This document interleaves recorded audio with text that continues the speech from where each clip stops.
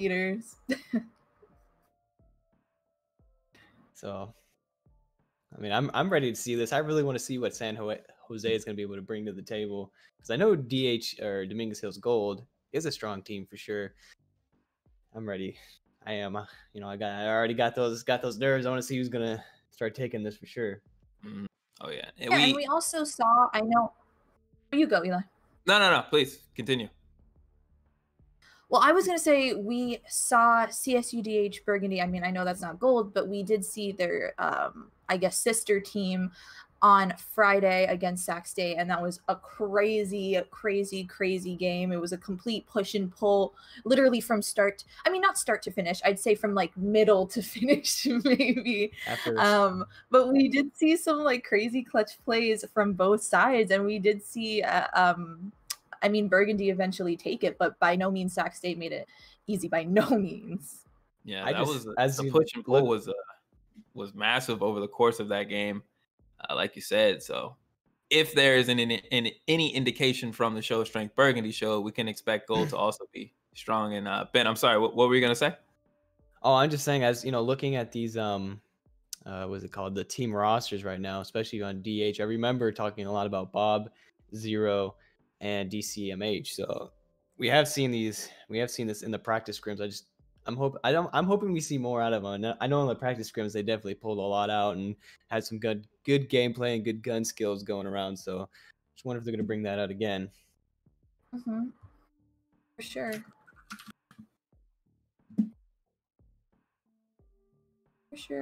Checking in. We are waiting right now for the Dominguez Hills side to load into the lobby for the match to begin.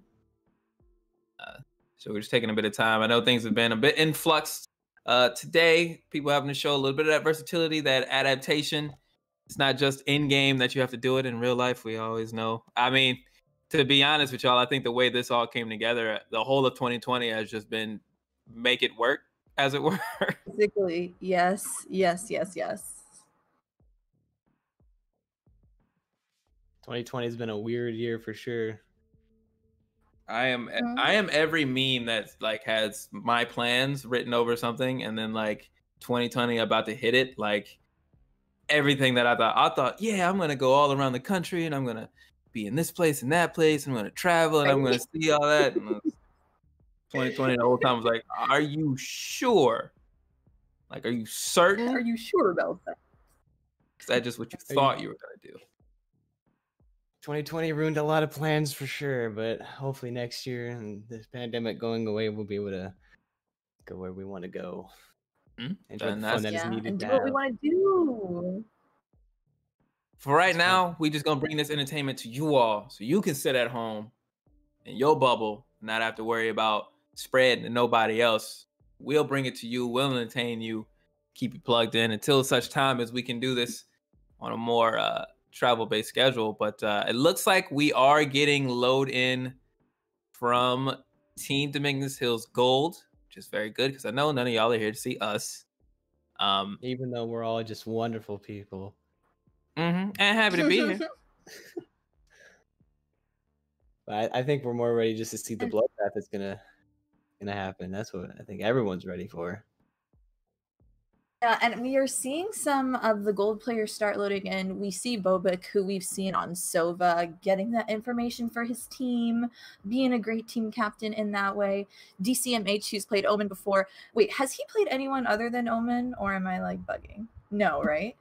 I don't think so. But then again, everything can change right now, and they choose different characters. We don't get to see it until it starts happening. So.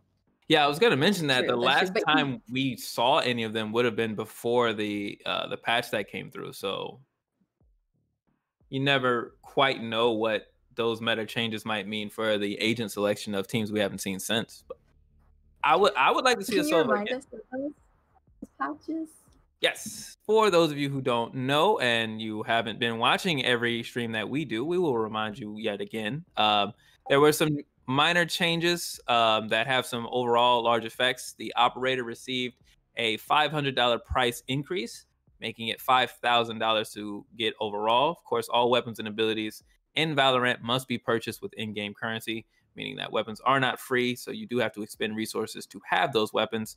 And the abilities of certain agents have been changed a bit, most notably Jet, one of the more popular heroes in this league, a very offensive character who moves around and summons a storm of blades, appropriately called the Blade Storm. That ultimate also received a bit of a nerf, but as we saw on Monday, still an effective ultimate and still a very effective agent. It ultimately did come up short, but we saw Crayola use that Blade Storm a couple of times, and it's still very effective, especially in a 1v1. Yeah, we did. He shut down a bunch of fights. I mean, I think he used it like once and he got like a 3K. I think he initiated with it and then he ended with, I don't know if the whole entire Blade Storm got the 3 kills. I know there was some gun play in the middle of that as well. Yeah, it was the initiation, McRib. I do remember the sequence you were talking about. It definitely started with a Blade Storm, and it's still a very effective ult.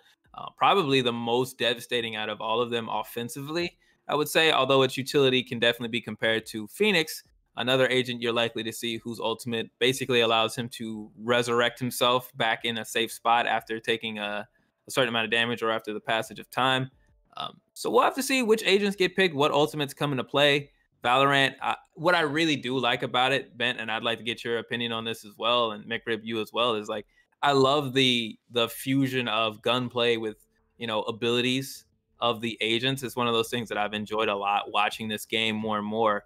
So I'm just curious about how y'all feel about the way Valorant interprets abilities with the raw strength of guns as compared to some of the other games in the genre. I mean, I will have to say, even though I've been very vocal about Breach and how he's one of my favorite, I love to see how Phoenix interprets his flashes and the gunplay after that, or even his ultimate when he goes in and gets the information, and how he's able to jump back into that area and see if he can get all those kills. Those are just Phoenix has become probably my second favorite, if not starting to reach a little bit closer to Breach now. Being more one of my favorite agents. I just love all the plays that Phoenix can get, especially having the healing ability and not necessarily being a complete healer for the team, but for himself. Yeah, I mean, I'm from the background of like Overwatch. So like in Overwatch, your abilities are, I feel like, more what you're going to rely on a little bit more than the actual gunplay itself. Obviously, that varies between characters, Widow mains. But I really like that this, like, at least Valorant, really, like, the most important part is the gunplay, whereas like the abilities kind of take a back seat to it. Not that like mastering both isn't going to make you a super deadly player. It's just that your gun and your actual aiming is going to come through for you more than maybe some of those abilities will. So it's like Overwatch with their like big boy pants on. I can appreciate that. Yeah. And so I'm happy to see it, and I'm glad to see it. The communication amongst the teammates, especially in a collegiate environment, you love to see skills like that, developmental and cooperative abilities being pushed to the forefront. And despite some of the tremendous play we've seen from individuals who have come up big, we talked about GDP being a big player for San Diego State in some runs. We've talked about Glizzy coming up big for Dominguez Hills Burgundy. Those players, even if they do have those moments of excellence, still very much rely upon teamwork and upon that overall coordination to achieve the goal. Speaking of goals, Bent, as we are loading into Split, the match is beginning. What are the goals for these two sides in this Valorant game? I mean, I think the ultimate goal for either side is to win. I mean, I don't know what other goal you could come in here with besides not just to win. That's the ultimate goal.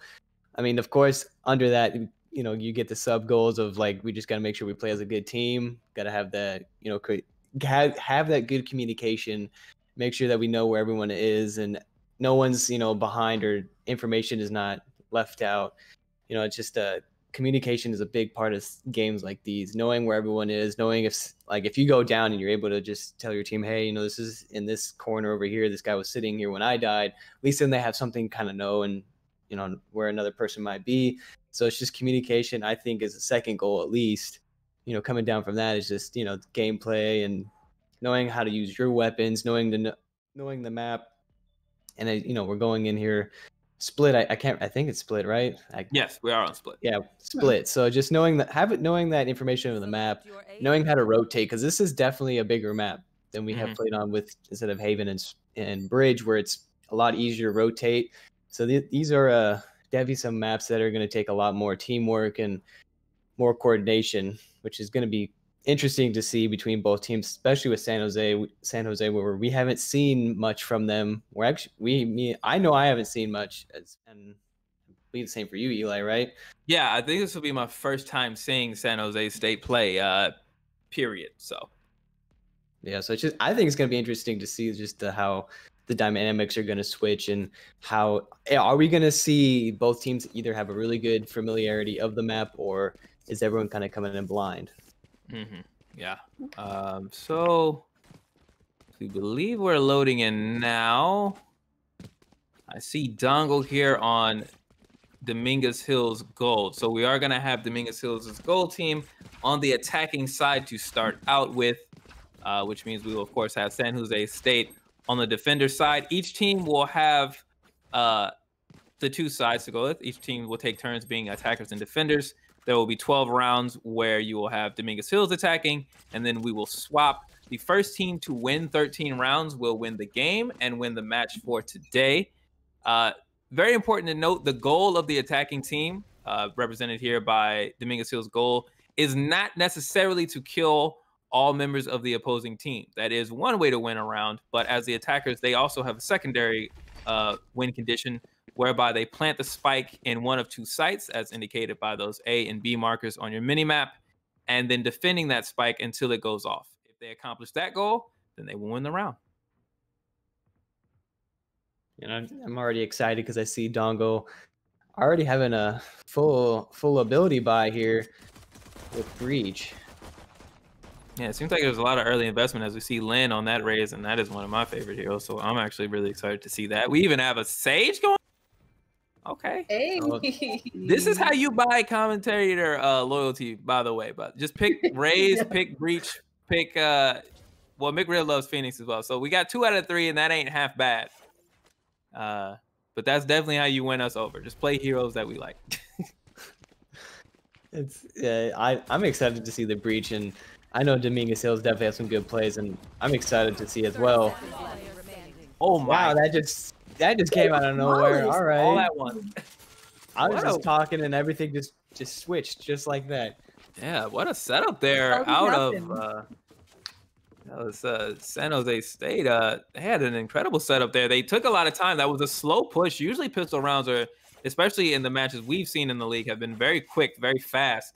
But that one was not at all aggressive.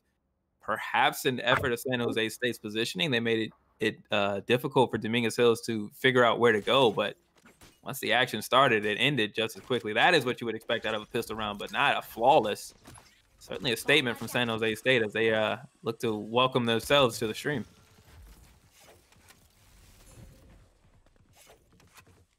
See right here is Lynn trying to position themselves on top of that Sage wall, but you see right there, accomplished. That's going to allow Lynn to get a vantage point that is not natural to the map. So there's going to be some different players. You see right there, DC Lynn getting that first kill. Was not ready. There's normally not a shot you're going to have to worry about, but that's just part of what Sage can do. She supports the team in a variety of ways, healing being, in a lot of instances, just the main focus, but that elevation mattering as well. As we see Elvin, team captain. Elvin. Sorry, call him 11. Elvin. Like I said, I can't read tonight for some reason. Man, San Jose coming off strong right now too. Another flawless. They are into the second round. Yeah. Okay. All right. San Jose State looking to say, "Oh, y'all ain't heard. Y'all must not know." Well, I will admit that I did not. I mean, I did not know at all. I didn't have no clue coming into this how San Jose played. We also know that these first rounds, though, in Valorant, you're gathering information on the opposing team. You're seeing how they play. You're seeing the strats that they're going to use. So I wouldn't necessarily count DH out. They're only losing by what, 2? Oh yeah, we've certainly seen, you know, much more back and forth sets between teams. So there's no way to tell, even as Chris initiates with a pinpoint shot on a dongle. Another tremendous start for San Jose State. Obviously, they haven't lost a single agent over the course of this, but we do see Chris finally getting the first pick of the set for Dominguez Hills, taking down Elvin. This is a full buy here for Dominguez Hills. Now, if they do lose this, they will get a loser's advantage, so they'll get extra money just if for losing multiple rounds straight, but certainly a risk here at this point, as they have not been able to push into the A site. And at this point, it's actually a bit of a risk to even continue pushing forward, as now the rotation comes around. And like I said, those rotations on this map can be very long, allowing for the other team to set up as well. Bobby taking some pot shots on that Sova. Looks like they're not trying to rotate. They're just trying to get their San Jose's attention somewhere else. Yep, but it was the fake. Not seeing it, Chris just is in that area, taking down another teammate. Well done there. Good discipline from Chris, staying in the site, staying ready. As we see Ray B coming back up to pop. Defenders taking it 3-0 now. I don't know. San Jose is coming out, and they're coming out strong and confident. They definitely have some good communication going on right now. It's not looking good for DH. No, and this is a round they absolutely need, right? Because at this point, if they can't get this off of, if they can't get this by, they are going to be in deep straits with their economy. We mentioned you have to buy back all of your abilities and your weapons if you die in a game of Valorant. So needing to rebuy every round, especially once you lost that third and fourth and fifth round in a row, it's just not really possible, as we see Zero walking into this with a bit of a couple of abilities and a pistol. So this round looks like it's more or less one that Dominguez Hills is willing to throw in the bag. It's just hard when you lose so many rounds in succession that your economy it's hard to get it back up, and especially since everything in Valorant it's not pennies and dimes. It's, you know, hundreds here, hundreds there. Everything adds up real quickly. You know, your $2,000 could go into a weapon, and that's it. That's all you have for the next round. Absolutely. So you see Dongo taken out by Lin, but Bobik able to get the response. Slow Chris grind here thus far. Very great performance out of Chris. We're used to that, right? Phoenix, an agent that we're used to seeing making an impact, typically the choice of team leaders or established slayers with his abilities. You see Ray B popping out, but not able to get the shots off. That flash was well placed, I think, by Zero it was. And so now finally, this Dominguez Hill side able to get into the site, get the plant down, and establish a formation now. Every time the attacking side plants that spike, they essentially flip the map and create a reverse situation where they are the defenders, and the defenders of old now have to press in. As we see Zero trying to get up and was caught between picking up a weapon or getting into the spot and got neither. Instead, they go down as Chris throws the straight wall up going for the defuse, not even waiting for everyone to be down. What a great move, taking it 4-0 now. They are definitely getting some momentum. San Jose is very impressive, especially on these first impressions. You know, from what I'm seeing, it's great to see. Yeah, all these teams, just every team is having something special, and San Jose is definitely living it up. Oh yeah. They are looking very good right there. It was a really unfortunate turnaround situation there, because that was a pistol round for Dominguez Hills, and they actually got the spike down. They did better in that round where they were behind heavily on weapons, but just a missed opportunity there from Zero, who got caught between, again, trying to decide where to be and whether to arm himself. But now you see, not having to make that choice in this round, they're able to trade out. You take that as attackers. Chris once again with a shot on Ray B. And I believe we just heard the ult go out there from Chris as well. And that is going to lead to the healing coming out. See DCMH getting the spike plant. So signs of life here if you're a DH fan. 2 plants in a row. You need that as the attacking side. As you see Chris trying to make their way into the site. Gets the pick on DC. Zero goes to third. Doesn't even need the resurrection. Does Chris know where the last player is, though? He has a good idea. Yeah, he does. Oh. Not able to take that punishment of coming out of his ultimate, and I think that's what caught him off guard. Yeah. I caught that. Was a back and forth round there. So we're seeing San Jose State respond well in these retakes. That's often an aspect of defending that goes unnoticed. Is, you know, not every round is going to go perfectly for them. What happens? How does the defending side respond when the attacking team is able to get the spike down? They've been able to make a go of it. Finally, though, Bobic able to get the job done. Zero has done incredible in these last 2 rounds as the initiator. And now as you look at these at this money, Elvin is extremely behind. They may not be able to present a huge threat here. See Chris trying to respond to Zero on that Phoenix. So a lot of that back and forth at the initiation point, especially on a map like Split, as you mentioned, Bent, so large, so difficult to rotate quickly. That first pick can mean a lot. Cover going out. Can really change a team dynamic in a matter of instance. You see Elvin trying to pop up, get the spot. Have to be careful. At the same time, if you're Elvin, you are without, you know, a rifle. You can be a bit more aggressive because the team isn't hurting as badly if you go down in comparison to somebody on a fast one. We see Lynn with the Raze ultimate. Gotta love the rocket launcher getting the job done. See the healing coming right now. That we haven't seen much of a team healer either, except now we've seen it on San Jose's team, so definitely getting it in. Their agent selection, I think, is much closer to what we were initially seeing when we first started casting these teams with that Cypher, Phoenix, Sage, and Omen. I think the Raze maybe is a little bit of flair to that loadout that we hadn't seen before, but overall very you know, fundamental, and they've certainly shown that as we see Ray B holding the near corner. Oh, getting the 2K, but not the 3. That kill feed is all Cypher all day on both sides. Now they have that spike planted. And having a spike planted on one of your attacker definitely helps out. Let's see. Comes down to this, Lynn versus Chris.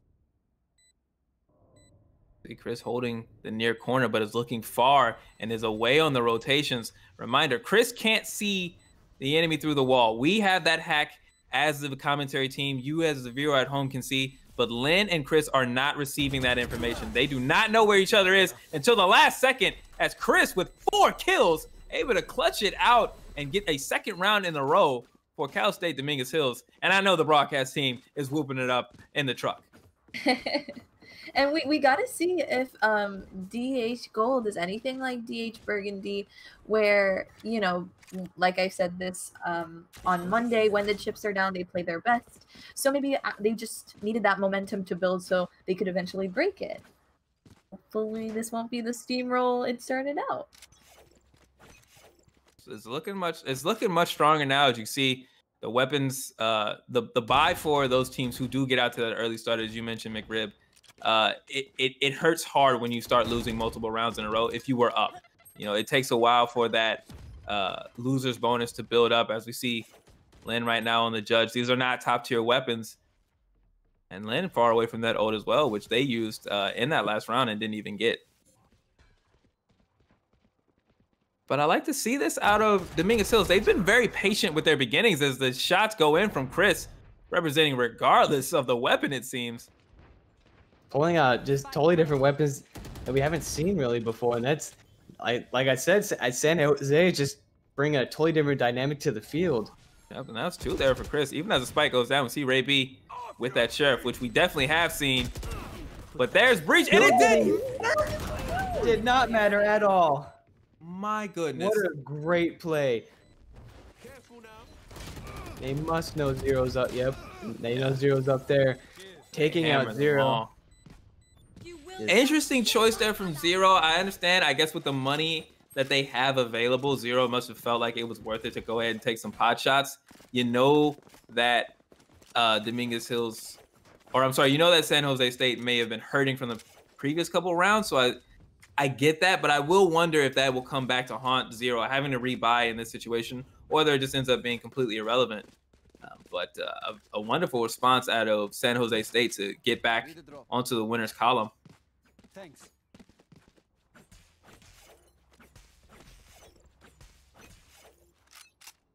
Right here. Chris with that same Guardian that they did so much work with in that last round. I just wondering maybe they need to keep that even when they have more money. That might just be, you know, Old Faithful.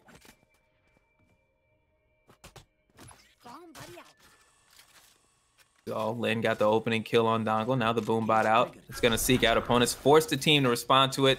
They will have to shoot that. It's an easy target for the attackers, but they do have to make noise in order to deal with it. So it still works to get information about where on the stage they are. As we see, Lin gets to pick on Zero and then it's traded out, but it is still 4v3 for the defenders. You take that every time. Selvin nursing that, trying to see where are the rotations coming through. There's someone in there, and Chris now knowing that there's someone else on the other side too. Yep. See if you can try to get that camera view. Doesn't see anybody yet. It's looking like an A rotation here for Dominguez Hills, and San Jose State looks just as ready for it as we see Ray B from their perspective on a long flank. And if Dominguez Hills is not ready to initiate by the time Ray B gets to them, this will be a very short round. The only 25 seconds left for them to even get into either site. See Elvin here on the corner. Elvin, I think he's ready. Oh, he started to look around. He wasn't patient enough. And Bobic, they're able to get the recon bolt out. Ooh. He has to go for the plan if he wants any time left to fight. Yep, let me see right there, DC there with the backup, able to take out Chris. The spike goes down. Bobic catches the rotation. And that is it. DC really with the 3K. Oh yeah.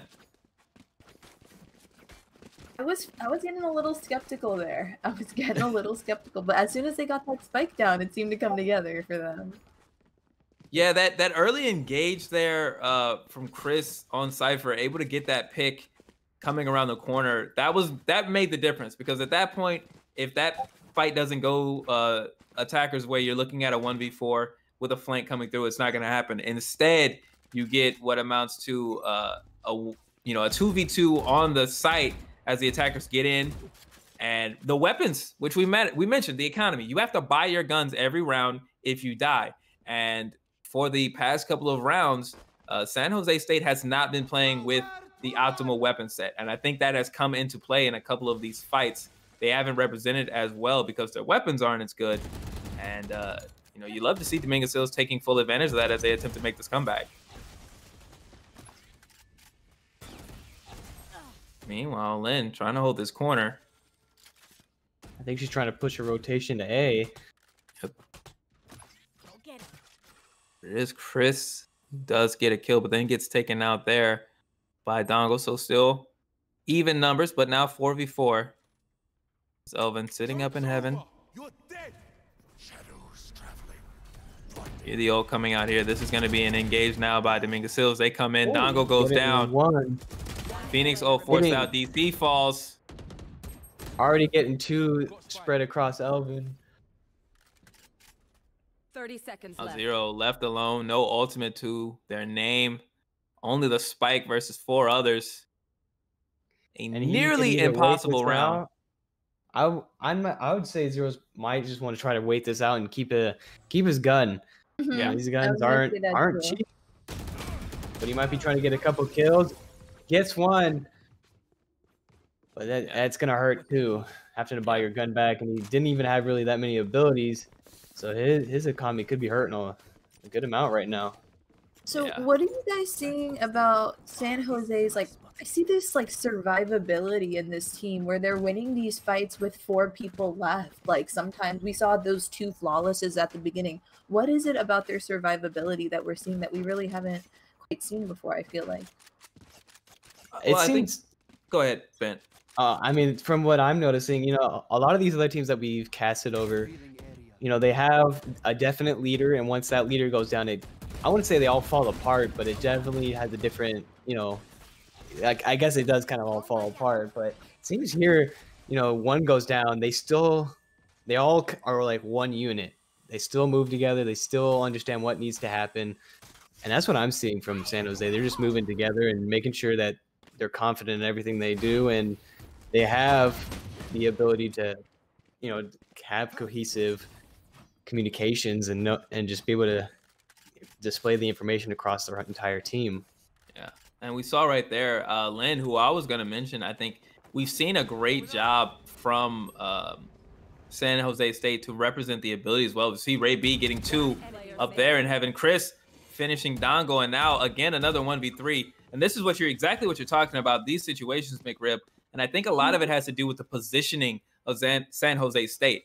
Dominguez Hills has not had an answer for Lynn in these initial engagements. We have not seen a push where Lynn is the first one to fall, even though it seems like Lynn is always the first person to encounter an enemy. And I think it starts these rounds out in a strong position for them. We know they're using Sage's walls in order to get up into areas that they otherwise wouldn't able to be. We know that Sage is capable of laying down a suppressing field that makes it, you know, very difficult for the enemy team to move around. And I think that's what's happening. We're getting a combination of that impressive Vanguard, that first blood action out of Lynn, combined with the whole team success operating around, you know, superior spacing, making it extremely hard for Dominguez Hills to put together an effective offensive.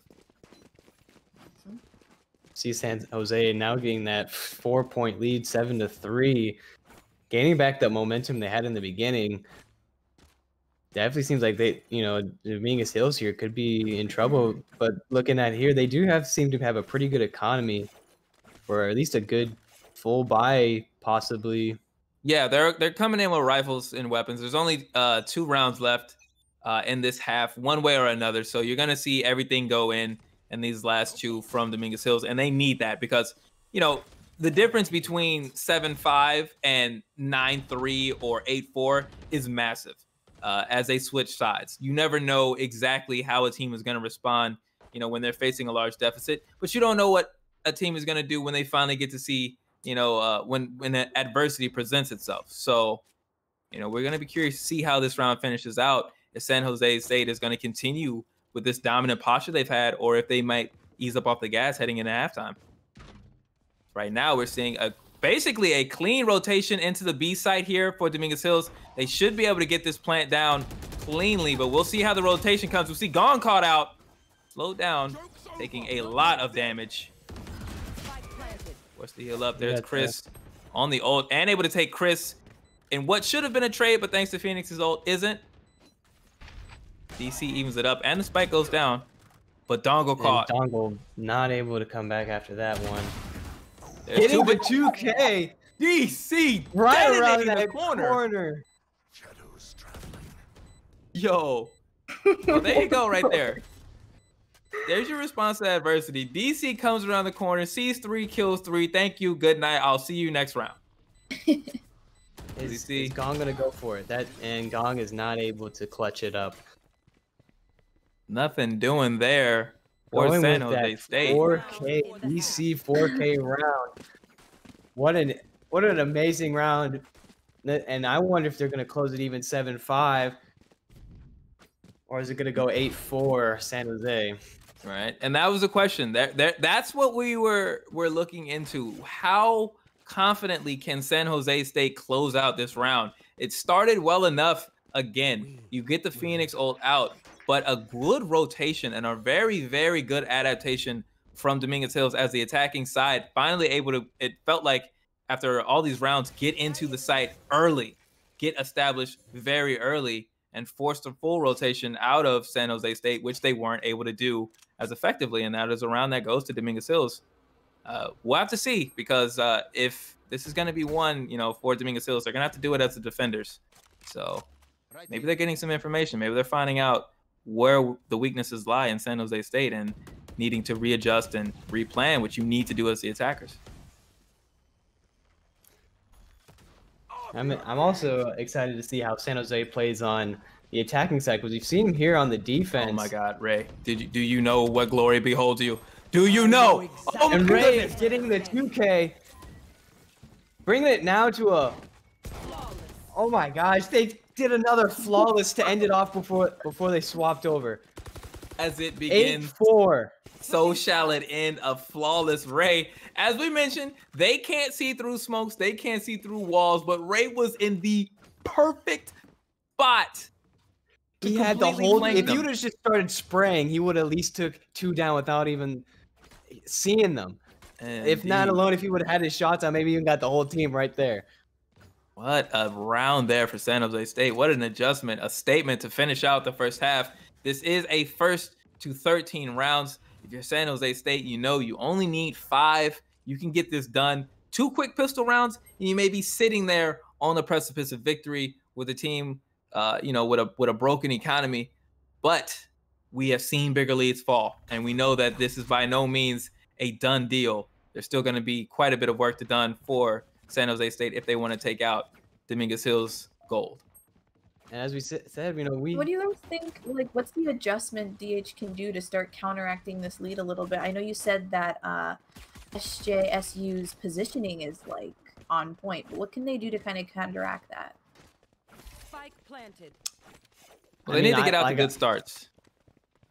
And especially we see this in this early pistol round. As we see Chris taking out Zero in the direct Phoenix battle, but we saw this round, 1 kill and then the spike goes down is not a good round for defenders. And that speaks to San Jose State's precision, I think is a word that I would use now that we need to see out of Dominguez Hills, as we see Gong taking out, what is that? Gong taking out Dongle? Oh my goodness, they're trying to bait me to say unfortunate words. Chris taken out by DC. And as we said, we haven't seen San Jose play before, so this is awesome to see just how they play different. And so far, they were really good on defense, and even coming out in the first round of attacking, they even seem good on that side too. So they might pretty much be solid all around. And DC, Dominguez Hills, they're good on one side, and I'm not sure how they're going to respond to this, because in the beginning right there, 1 kill and they already had the spike down. That's pretty impressive. Yeah, it really does. It really speaks to the precision of the San Jose State side. On defense, it made itself apparent by their superior positioning, the way they were able to respond on retakes, their coordination. But on offense, it shows that they don't need a bloodbath in order to get the objective completed. And that's something that we constantly talk about. But when you see it come out, it matters a lot, as DC shutting down this door. Yep, but it's going to be slowed down by the Sage, able to teleport back into a safer area. Very, very effective usage of abilities there. Get the work done by DC. Dongo gets a long time to get the shot lined up on Gong, and it works out. But in that time, Chris and Ray B able to respond. And now just a 1v1 now. Is Ray? I know Ray definitely has some good game. Let's see. Look at gunplay skill. Look at this right here. This is what I'm talking about. Ray, as soon as they got the pick, they immediately got the spike, got into the site, and got it down. There was no hesitation about purpose. It was an understanding. What do we need to do to get this round? And went directly for it without hesitation. And did you see that camera placement? Now he knows exactly where Zero is. He knows exactly where he is. Oh, but his back is turned here. As is Zero's. Oh my goodness, there it was. So, with 1 health. One health. Still 10-4. Leading with 6 points. I don't know. Is San Jose going to take this all the way? That's what we were talking about. That is exactly what we were describing. You saw it in real time. The smoothness to transition from, okay, what do we do, to we are doing it, to execution. And that's the difference thus far. That's the difference in rounds. It's not necessarily one of, weapon-based skill, although certainly San Jose State is showing themselves to be very capable. Instead, it's been positioning, decision-making, overall team strategy, and cohesiveness. San Jose State doesn't hesitate. Look at Lynn initiating, getting the first pick on one of the strongest members of the Dominguez Hill side already now. 4v5, 3v5, and they're not stopping here. San Jose State still pushing, looking to break the back of Dominguez Hills. We see Bobic on the Odin, which they have run this strat before, specifically Bobic on Odin. So we'll see if San Jose is ready for it, because the past teams were not. In scrims, they were not. Oh no! And like I said, I think this team, all the players are just so well versed and strong. Like it's just not all the players relying on one person. Absolutely. As Elvin takes out 2, there was Bobic and Dongle.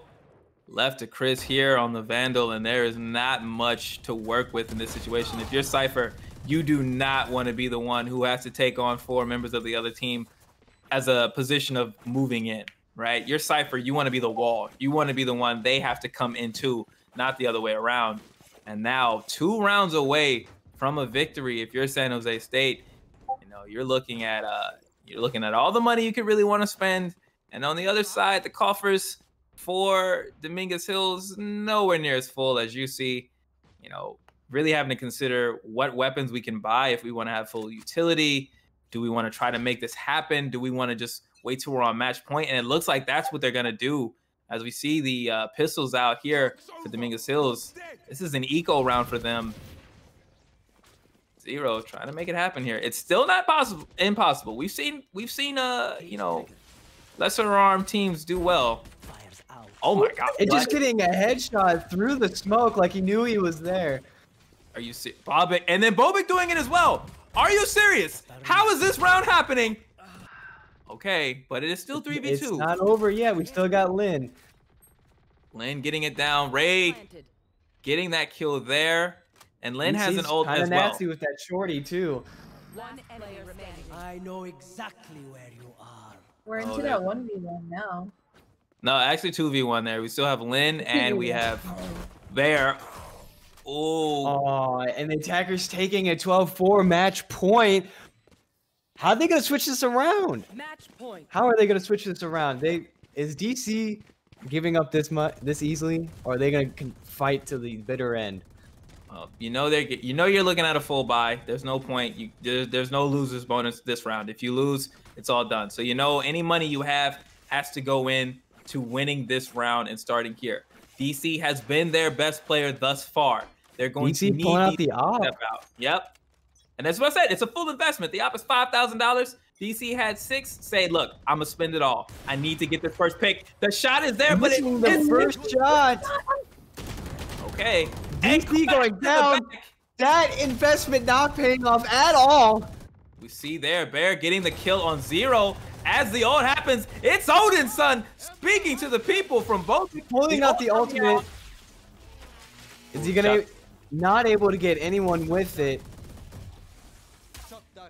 This is the full investment here as the spike goes down. All that all while we're hyped up about an operator, about an Odin. But what is happening? San Jose State on the move. Spikes down. Now they're getting in a retake position. Set up. Can they punish here as Chris gets early into the site? And Wiley gets out of the way as the Rays ult detonates where he was standing.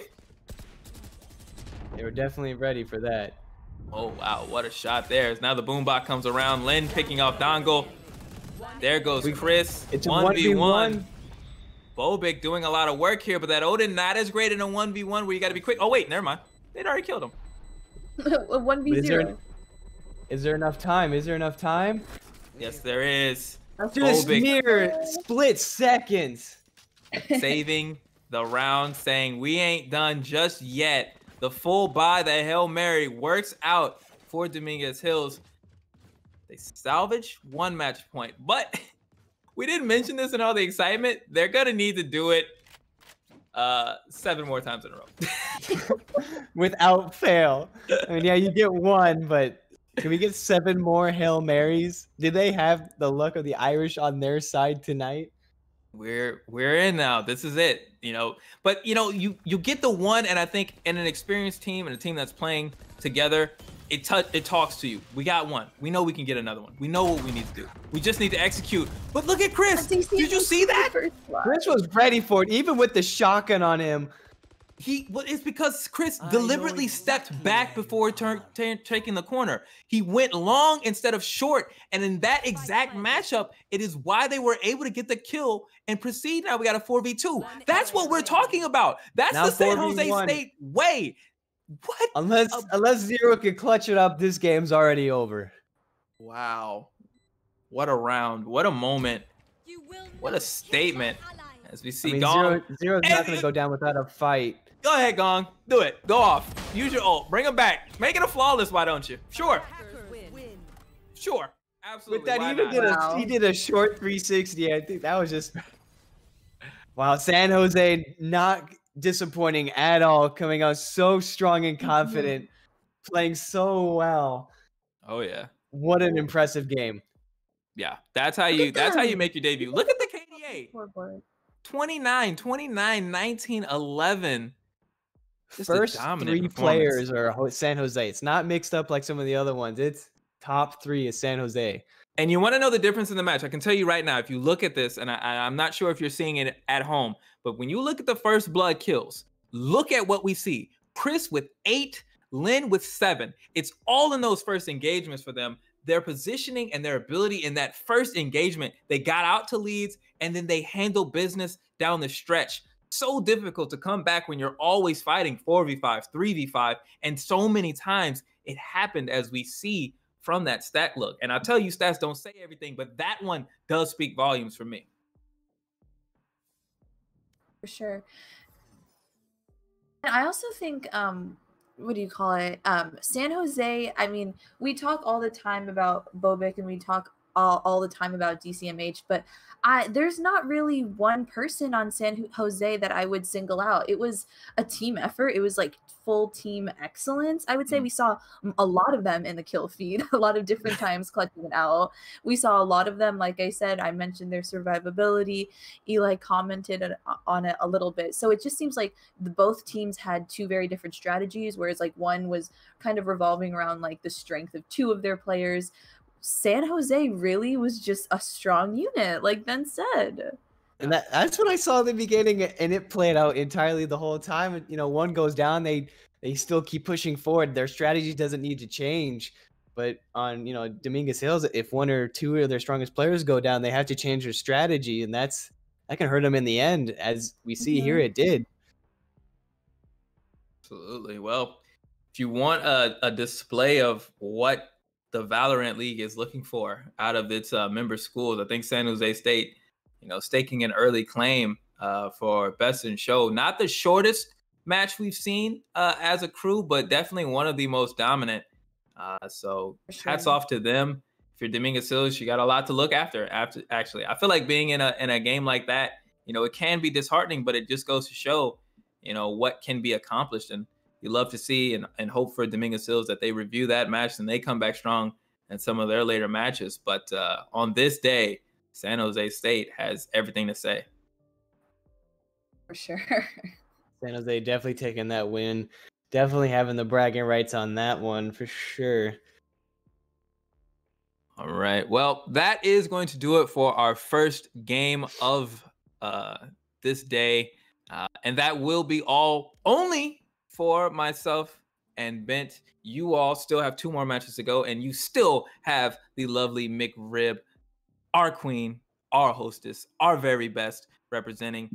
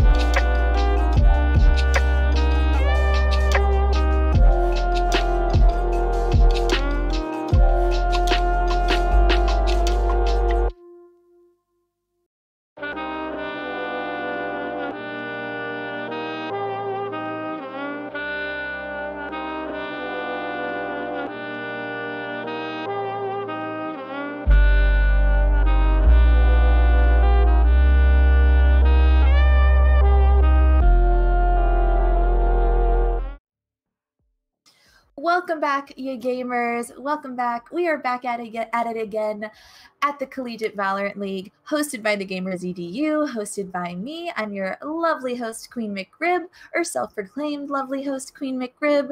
I hope you hydrated. I hope you stretched, because I have a feeling the second match is going to be a long one. It's going to be played between CSUN and Slow Green, but I'm not going to be casting it for you guys tonight. I'll actually be in chat causing a ruckus with you guys because one of my favorite teams are playing, CSUN. So instead, tonight's match will be casted by the lovely Funny Man and Muted. Welcome, guys. How's everybody going? And this is round 2. Y'all saw me yesterday on EDU2, and now I'm here again today. And you saw me on Monday. This is round 3. Pierce, I've been on this channel for the past. Getting extra dosage of the Funny Man. The chat is getting it. Yeah, dude. Like it's been crazy, bro. Like, and having to rush home from work yesterday and barely making it, and today rushing home. My goodness. But welcome again, everybody. We're excited to be here with you tonight. Just a quick thing for everybody. Here at the Gamers EDU, we care about your mental health and awareness. I know you hear us talk about it a lot because we care. So you're not gonna stop us from saying this at all. But this week we're focusing on anxiety. So real quick, if anyone you know is experiencing some symptoms like feeling restlessness, wound up, being easily fatigued, having difficulty in concentrating, being irritable, muscle tension, difficulty controlling worry, having problems sleeping, don't be afraid to hop in and ask for help. The crying panda does signify something important in the emotes. So please do not be afraid to reach out in the Gamers EDU Discord. If you haven't already been a part of it, we've been saying it all the time. But the Discord, we have some health articles and things for you guys, some resources to help you guys out. And the biggest resource we have there, I believe, is the community. You can talk to all of us, chat with me and all the other casters and the players. So feel free to hop in and just be a part of the family. But again, welcome. So, all right, Pierce. We got Slow Green and CSUN Red. And the one time that we didn't cast CSUN Red, they got blown out. Like, absolutely rolled. 13-2. First time, though, they rolled. So it was a difference. What's your thoughts on today's matchup? It's a little bit hard to call from here out. Looking at the other team, from the scrims we've casted and the matches casted, haven't really seen that team yet. But I mean, looking at CSUN, I mean, they've got some powerhouse players, right? Monkey Man, Fidget. I mean, especially Fidget. In the match we casted, I mean, as smooth as can be on the raise, with the satchels just bouncing from position to position. So, I think if Fidget and Monkey Man play hot, I think CSUN can win really hard. But I'm also interested to see what Slow Green can pull up. I just haven't seen anything, heard anything, so it's a little bit hard for me to call on that. But I'm hoping if they're anything like what I've seen from CSUN Red, this match could easily go the distance.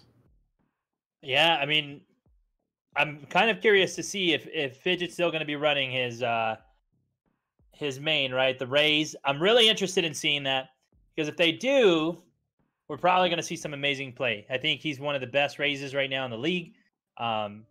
Really great. So it's going to be interesting to see. I'm also going to be interested to see how they counter probably their duo. Like you said, Monkey Man and Fidget himself are both the duos.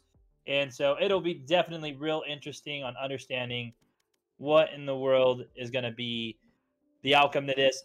But for my end, I think just because I want to see redemption, I'm going to go for the side of CSUN. I'm going to say it's going to be 13. I'll go 13-8 with mine. I feel like it's not going to be a super close game, but I can say it's going to be a game that goes the distance. Yeah. I'm not going to play the devil's advocate role. I think I'm going to stick with the CSUN too. I'm going to go 13. You said 13-8? Yeah, I went 13-8. I'm going to go 13-9. Take a little round above. you know, from what I've seen the match that we commentated, yep, they did get blown out, but I like what they have. But I think whoever runs a Killjoy on this map is probably going to win. They need a sub in Boop, man. Boop is probably the best one Yeah. I've seen with that Killjoy. I mean, Boop didn't drop the numbers like kills wise, but just the smart usage of the ults, right? Really knowing when to place it, you know, and their team followed up on it, right? They, you know, had such good coordination. So, and I hope if, you know, one of these teams, you know, puts out a Killjoy and is anywhere near the level that Boop was, that might swing the pregame advantage, you know, towards whichever team that is. But I'm going to stick with CSUN right now, 13-9. Yeah, I mean, there's a lot of hype. There you guys have it. 2 caster predictions in the side of CSUN. It's going to be pretty huge. Right now, we're just waiting for the players to be ready. I've already typed it down, so when you guys see me turn and like type it, I'm typing down our casters predictions right now. Let us know in the chat, though, what you guys think tonight's cast will be there. And so don't be afraid. Don't be afraid. We look at the chat. I'm just telling you guys. So it's interesting to see everybody's thought processes. I'd love to see what you guys think tonight's going to be like. It's going to, I mean, I know these games are going to be pretty crazy. And so we're hoping for it, man. We're just hoping for it. We're going to be playing on Split here today. I kind of like this map a lot, honestly. As much as I feel like I want to say I don't, but I do. It's fun to watch. From playing it like in solo queue, I don't like it.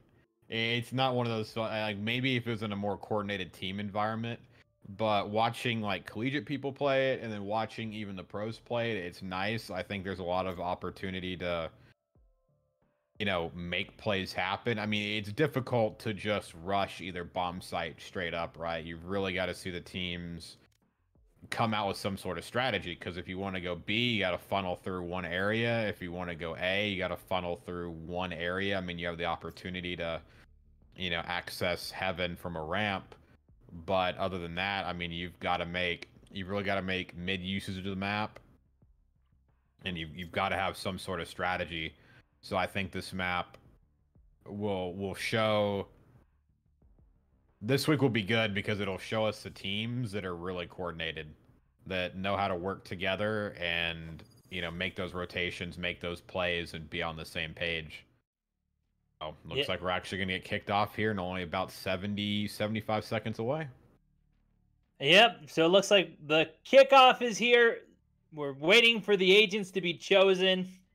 Pretty soon, we're going to be seeing what the players are going to be dealing with.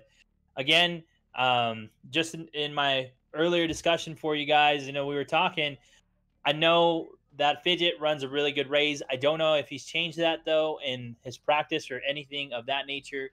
Definitely, though, something to keep an eye out for him. I don't know what's really going to be played. I think what I really enjoy is that at least a couple teams in this league are using Sage. It's very different, very, I could say, like, unique, because she's not being used really at all by the pro scene, but they're making it work. Every team that I've seen right now use Sage, they've won. So it's pretty crazy. I don't know if we're going to be seeing this out of the side of Cal Poly or seeing the side of CSUN. I don't think we will. It would be cool to see.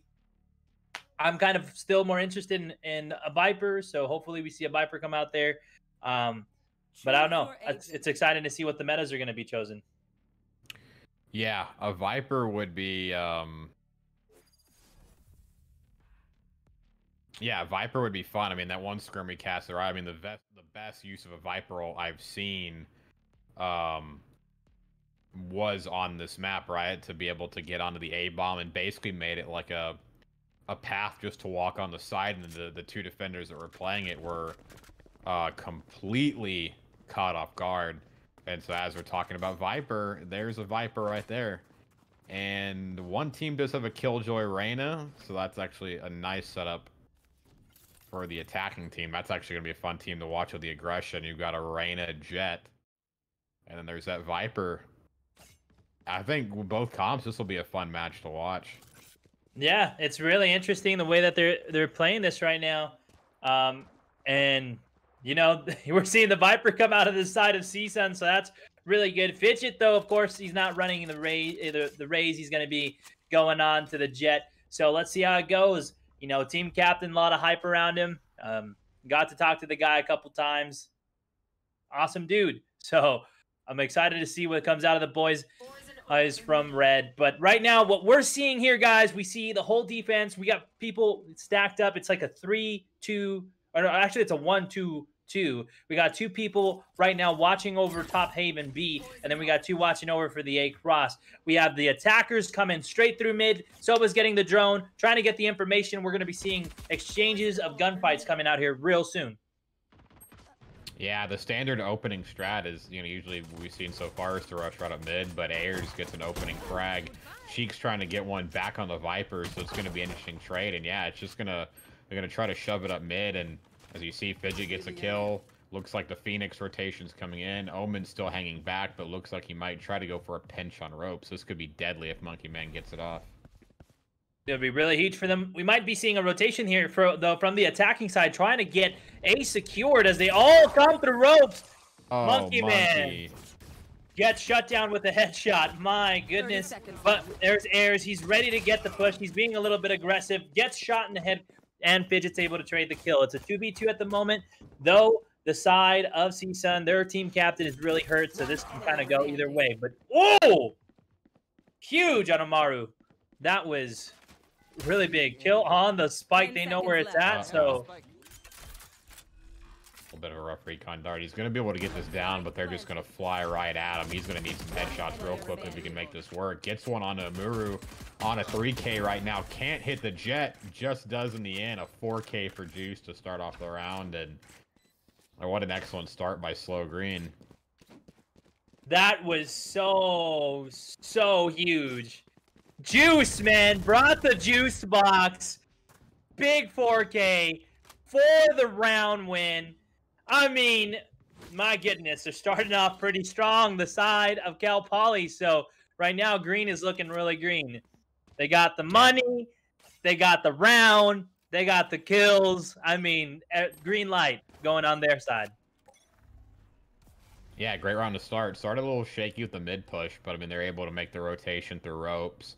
Some trades, get out on the bomb site, and get opening round. But Ayers is about to meet Reyna head on, and Slow invested heavily in guns this round. I mean, they didn't just stick with SMGs and armor. They went full on for Phantom, so going to be heavily outclassing the side of CSUN as they're looking in position to get the bomb down on A with 1 minute and 15 left.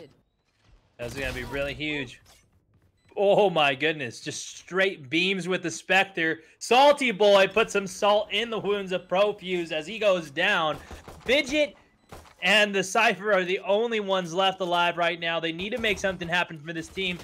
Omaru's able to get the kill. They know where the others are at. It's a 2v3. Hunter's Fury's coming now. Hurts Fidget. Both of them are real. They're just at low health. It's going to be insane if they're able to pull something off, but as we suspected, they get shut down by Juice. Great Hunter Fury on the side of Juice. Again, the boys are now trying to bring the whole gallon of orange juice, man. He's just bringing it in. It's insane.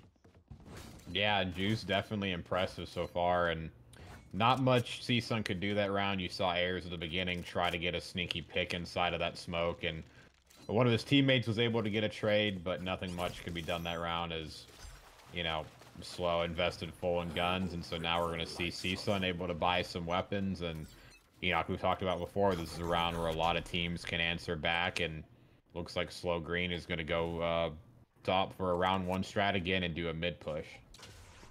Yeah, man, this is going to be real huge for that side for CSUN, having now artillery to be able to answer back to the quick trades that have been happening at the moment. But Look we're going to be seeing already in ropes.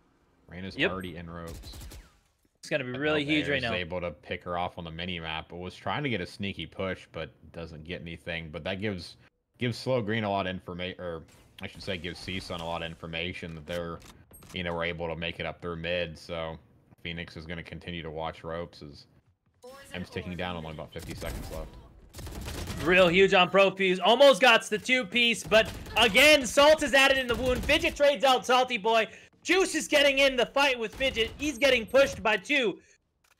Amaru's trying to get kills onto Juice, and right now they got B Haven control, but it is a 4v2. It's not looking so good on the side of Cal Poly. 30 seconds left. Juice is able to drop Omaru 3v2 now, but he doesn't have much health on him, so this could change real quick in the trades.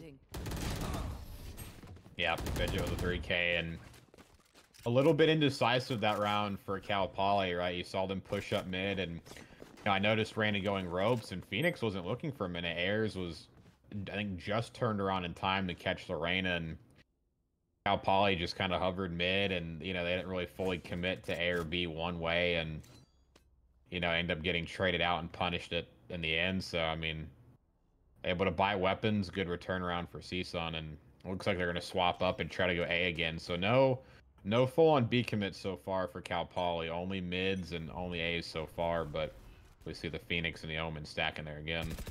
It's going to be really huge. Right now, we have the Phoenix trying to get the first blood. As we saw in the last game, guys, first bloods mean everything in most competitive, if not every competitive game. Monkey's able to secure the kill on Cheeks. It's a 5v4. We still have Fidget with his Blade Storm ready, wondering if that's going to be chosen today. Ayers able to get a 2K. Salty Boys dropping down Ayers. 4v2, 4v1. The kills are going so fast. It's so hard to keep up here. Nice round. Yeah, as they try to go for the A push, I mean, Ayers played that really well, right? Plays the ramp, peeks, doesn't overcommit, gets enough information, gives enough time for the Jet and Cypher to rotate for backup, and they just shut them down before they can even get any sort of headway on through A main and A heaven. So good play by Ayers and Co to equalize the match at 2-2. And the fact that he was able to get his super right after that, his ultimate, that was really huge. 2 players at the end of that round were able to get their ultimate on the side of CSUN. And so, I mean, yeah, great plays. Great plays by Ayers, making some big moves. I know we've seen the chat say, keep your eyes on Ayers, and right now he's looking good. Looking good. Playing the same place, though, again, getting ready for the picks, but it looks like it's going to be a full B commitment as they invest 3 players. Omaru's able to shut down, though, Salty Boy. The ult comes down, and they are revealed. Nice by Omaru, yeah. Gets a trade. Nice throw on the ult. Gets 2. Ayers on the off cam. Gets another kill, and going to be 5v2 Omen with low health, and this could be a flawless incoming as Perfuse takes off Biv, and Juice is last alive with a Sheriff. My! That was pretty quick. Pretty quick peek and a great headshot on the side of Monkey. That was a well-played round by CSUN. As we both said at the beginning, for everybody who's watching, CSUN really outperformed in the scrim that we saw. I know that they got rolled their first week of the CVL, but I mean, there's still hope in these boys. These guys are talented. Not that Cal Poly Green ain't, but these guys really outperformed really well in the scrims. Probably one of the best teams that we saw yet. But obviously, we've seen great teams now in the CVL League. So it's kind of expected. Pierce, we expected something like that to come from the side of CSUN. Yeah, they're a strong team, right? I mean, when you lose a pistol round, we know what usually happens afterwards, but, they're able to get some guns, and they're capitalizing off of Cal Poly's indecisiveness, and as I say that, they get a pick B. They're not pushing it out yet, but, I mean, there's already 3 stacked at B Heaven. Omen's on the rotate. But if you actually look at the mini-map right now, Reyna has a free plant down at A. Look at that. There's nobody there. A nice fake, and Reyna's going to get it down. Killjoy ultimate comes out, and they're able to back out, and they're completely fake. You see on the top, they're all going to rotate, and Reyna's going to have to hold. Their team is completely far away, but Oso gets a nice pick. Good job backing off, and they're in good position to win this round. My gosh, that's been 2 kills for Reyna. Great Reyna gameplay right now from the sides of Wotu. But it's pretty insane. Right now we got a 2v2. Bomb's about to be exploded at the moment. There's not really time. They're going to go for the defuse, though. This is going to be really huge. Ayers able to shut them down. My goodness. 4K for the defenders win. Ayers Stop it! My gosh. That was great play. We should really just stick on this guy for, at least another round or two. I mean, the man, getting a kill up in B Heaven, just dropping down, taking down the Reyna that was on a little bit of a spree right there, and then, holding off the choke as Pofuse got the defuse. I mean, he's just a walking highlight reel at this point. I mean, the man is 3-9. What the heck? Triple positive. Holy smokes. Hear that, chat? Right now, we got some incredible gameplay coming from your boy Airs. 9-3, 3.0 KDR. Man's going off. Let's see what they can do this round, as it looks like it's going to be a full B commit from the side of Cal Poly. They're able to get Airs down, their star player. Oh, no. Wonder how CSUN's going to answer that. And Omaru goes and gets the kill. We got Hunter's Fury coming out. Really hits Omaru hard. 30 HP left. Monkey Man's able to get the trade on Reyna, though. Real huge. Salty Boy onto Omaru. I don't know. This is anyone's game at this point, I feel like, Pierce. Yeah, but Pofuse is going to get one right back onto the Omen. It's going to be a 3v2. I mean, they were able to capitalize on a low health Amuru, but Pofuse is going to clutch it up. Fidget with a sniper, 5-2. I mean, after going down 2 rounds, they brought 5 rounds straight, and there was a little hope as they were able to make it in on the bomb site, but the retake by CSUN is just too good, and they're on such a dominant roll after 5. I mean, Amuru with these picks, right? We're highlighting errors is just dominance, but Amuru on some of these, B plays is just able to get picks to, try to at least slow down or halt any sort of push. And yeah, Cal Poly was able to go in and get the bomb down, but they were almost instantly countered it while they were planning. So CSUN is still in such a good position. They're doing great. I mean, it almost feels like they're trying to roll this team to counter the roll from last week. Really coming from Manser. It looks like the CSUN boys really did work hard, watch the VODs, and trained hard at scrims to make sure that this week's performance is not like last. As you can see, though, for everybody who's watching, it's going to be another full commitment over to B. Reyna playing spoiler at mid, but we have Omaru watching over mid. Careful now. Oh, no, watching over B. Omen is watching over mid, and it looks like at the moment we're going to get a flank here probably coming pretty soon from one of the players on defense. Fidget is hard at A, but wonder when the rotation is going to come in. They already know the whole team's coming B, so it's been that long enough time to understand, hey, if they're not at a bomb site, they're going to be at the other one. So wondering what's going to be happening right now from the side of CSUN. I mean, they know, but they're kind of worried, it looks like. I mean, they know what Reyna did one round, right? There was a 4 push to B, but Reyna basically had free access. But, I mean, they should be able to tell now that there are at least 4 members on bomb. The Fidget needs to rotate. Phoenix needs to get over there, but 30 seconds left. It's already too late. They're down 4v2. Bombs down. Fidget does have an ult and op in hand, but it's probably going to be too risky of a situation, and you might see a save here, but Fidget's inching closer. Might be able to get the Reyna. Nope. Oso's able to get one. Air's still left in the round in a 1v3 situation. He's going to try to get on the bomb site, but they're not peeking any angles. But wow, sprays through the wall on Juice. Just a heads up play to know that he might be there, but yeah, no cigar as they lose the round. But yeah, I can understand why they didn't rotate there, right? Like I said, the Reyna got A for free, as Cal Poly was making noise on B, so I think they were giving respect to Cal Poly on that instance, but I think they gave a little too much respect as it cost them the round. Man, yeah, it was a hard situation, and it was really big for her to for Oso to really win against Monkey Man. Watching that mid, I mean, that's what really. As soon as that trade came in, it's almost like you saw the whole side of Cal Poly just push hard into B, and trades just started coming in left and right. And it's really interesting to see right now. We got a lot of love for both sides of the team. Banter going on.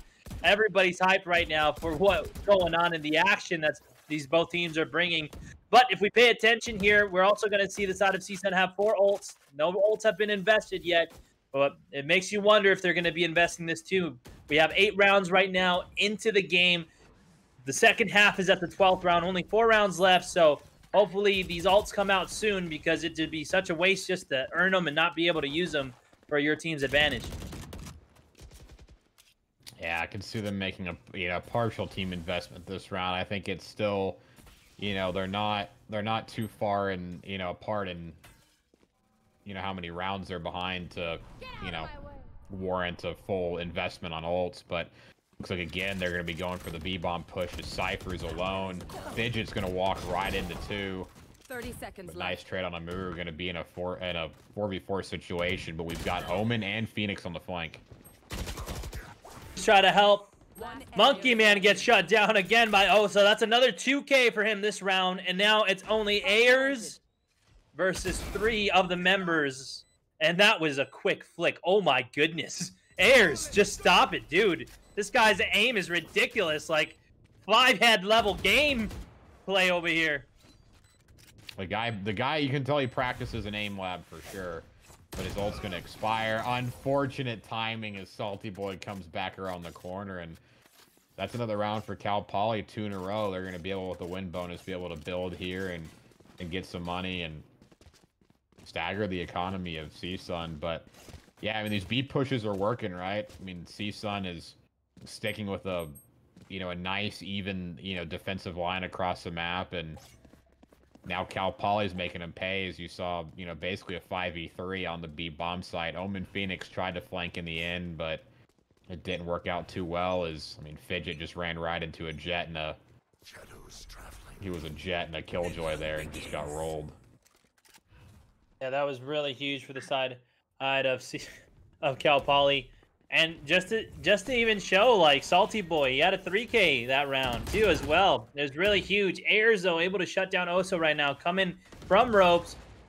You see utility being used on ropes right now. They're getting pinned pretty hard. Salty Boy's not pushing. Trades, though. Monkey Man's looking for redemption as he gets 2. Ayers with 2. Oh, my goodness.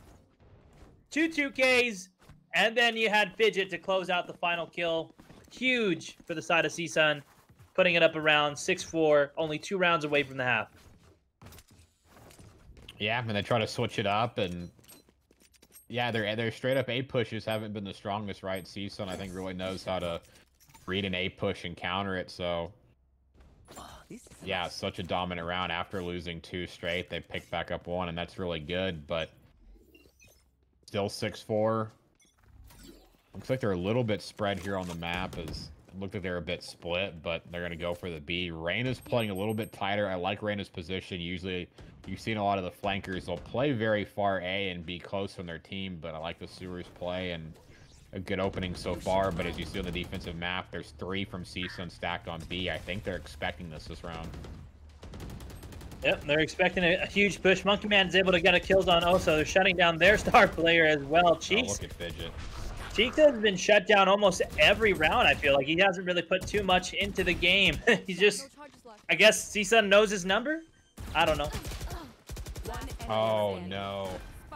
Salty could have had an easy kill on Fidget, but ran out of bullets, and Fidget's able to respond with another kill, and that's going to be 7-4. I mean, they're reading Cal Poly now, right? Stack 3 on the site, finally committed more people to B, and it pays off in the end as they now go up 7-4, and Last round starting to break away a bit more, right? If they get around here, 8-4 on a map like Split. I mean, last time you and me casted this map, right, the attacking team was the team that really came out swinging on this map, right? The Killjoy Boop with the plays, and I think they racked up about, 8 or 9 rounds before it swapped sides, and they continue to dominate on defense, but getting 8 rounds for CSUN on defense on this map is going to be huge.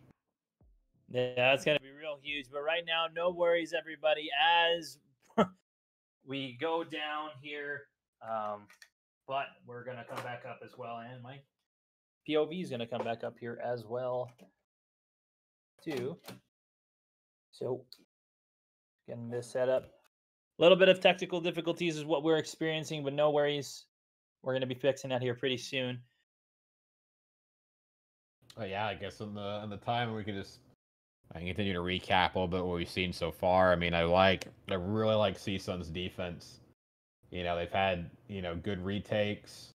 You know, they've been able to counter with the exception of a couple rounds the plays of Cal Poly, but you know, I think they're able to read them a little bit better. You know, they obviously know that they like going B a bit more. Cal Poly seems to have a hard time hitting A, and they don't really like to go for mid executes after the first round. So, I mean, if Cal, you know, Poly keeps playing like they have been on this next round, I mean, it should be a nice 8-4 going into it. So, good plays, and obviously the standout player so far is Ayers, right? Just super confident, flashing, peeking around corners, getting kills. You know, we got a 4K in that one round as they're able to retake A and get a defuse. And yeah, so far, CSUN is impressing me a lot. Yeah. I mean, even like again with the chat already saying, "Hey, pay attention to Ayers, pay attention to him." Definitely what's going on here, but it looks like we're going to be able to get everything back up and started. And as you predicted, Pierce, we're at 8-4 now after this technical difficulties have been fixed, and looks like we're going to be starting it here again. We're at round 12, 8-4.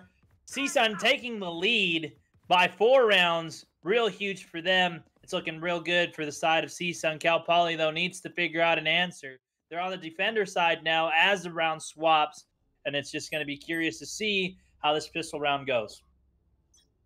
Yeah, it looks like they got a 4-stack mid for the side of CSUN, and Cypher's lone on A. It looks like they're going to try to go for a mid execute as well, but as you saw, Juice was lined up to get some information. I'm sure as he didn't get anything, there's going to be a flank or some sort of rotate coming through, and we might have a bloodbath here in mid as Ayers opens up with a quick kill. Biv trying to get out, but Monkey Man takes him down. Biv has not had a hot game. 1-9 at one point in the game. Needs to step it up if Cal Poly is going to have any chance. Monkey with an opening kill. B bomb site will be in the hands of CSUN. His bomb will go down, and unless Salty Boy gets a kill, there you have it. It's a flawless round, 9-4.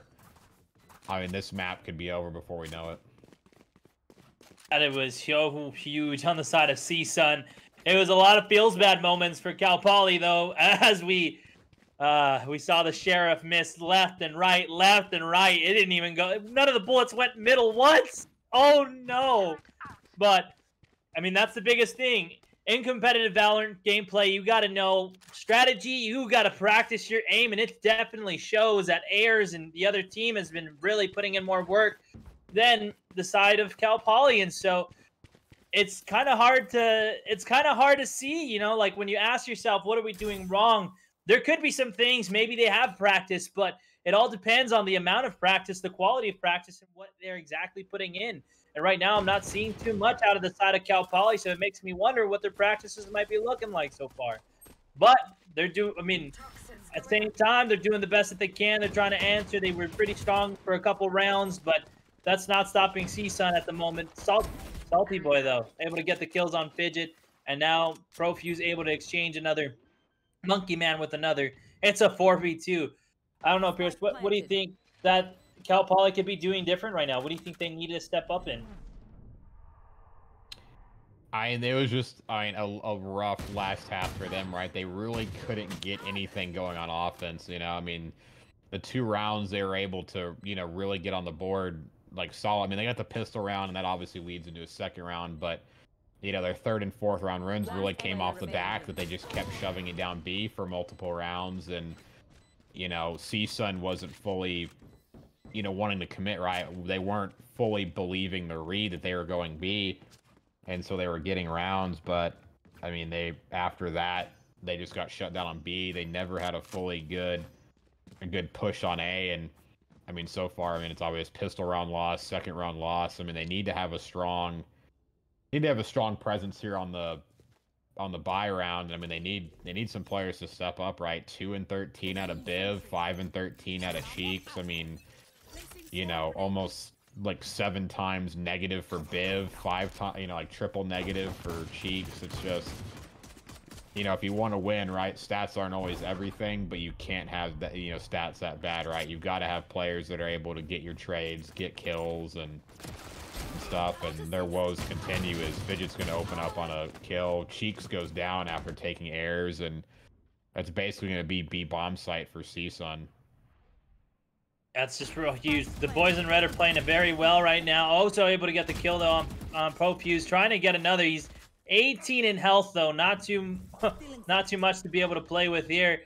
But no, I agree with you, man. The bottom half of the side of Cal Poly's roster at the moment, when you look at the scoreboard, it's just not great. They're not doing anything, and they need to step up their gameplay and just make sure that they're able to get the kills that they need to get. Right now, Oso, the only one left alive. It looks like he's going to play his life and save for his team. Could be real huge. But at the moment right now, it's going to go up 11-4. And I don't know if that was even worth it. I don't know how I would even play this round. I think I would have just went out and tried to get a kill because you're 11-4. You got to start making some plays somewhere, right?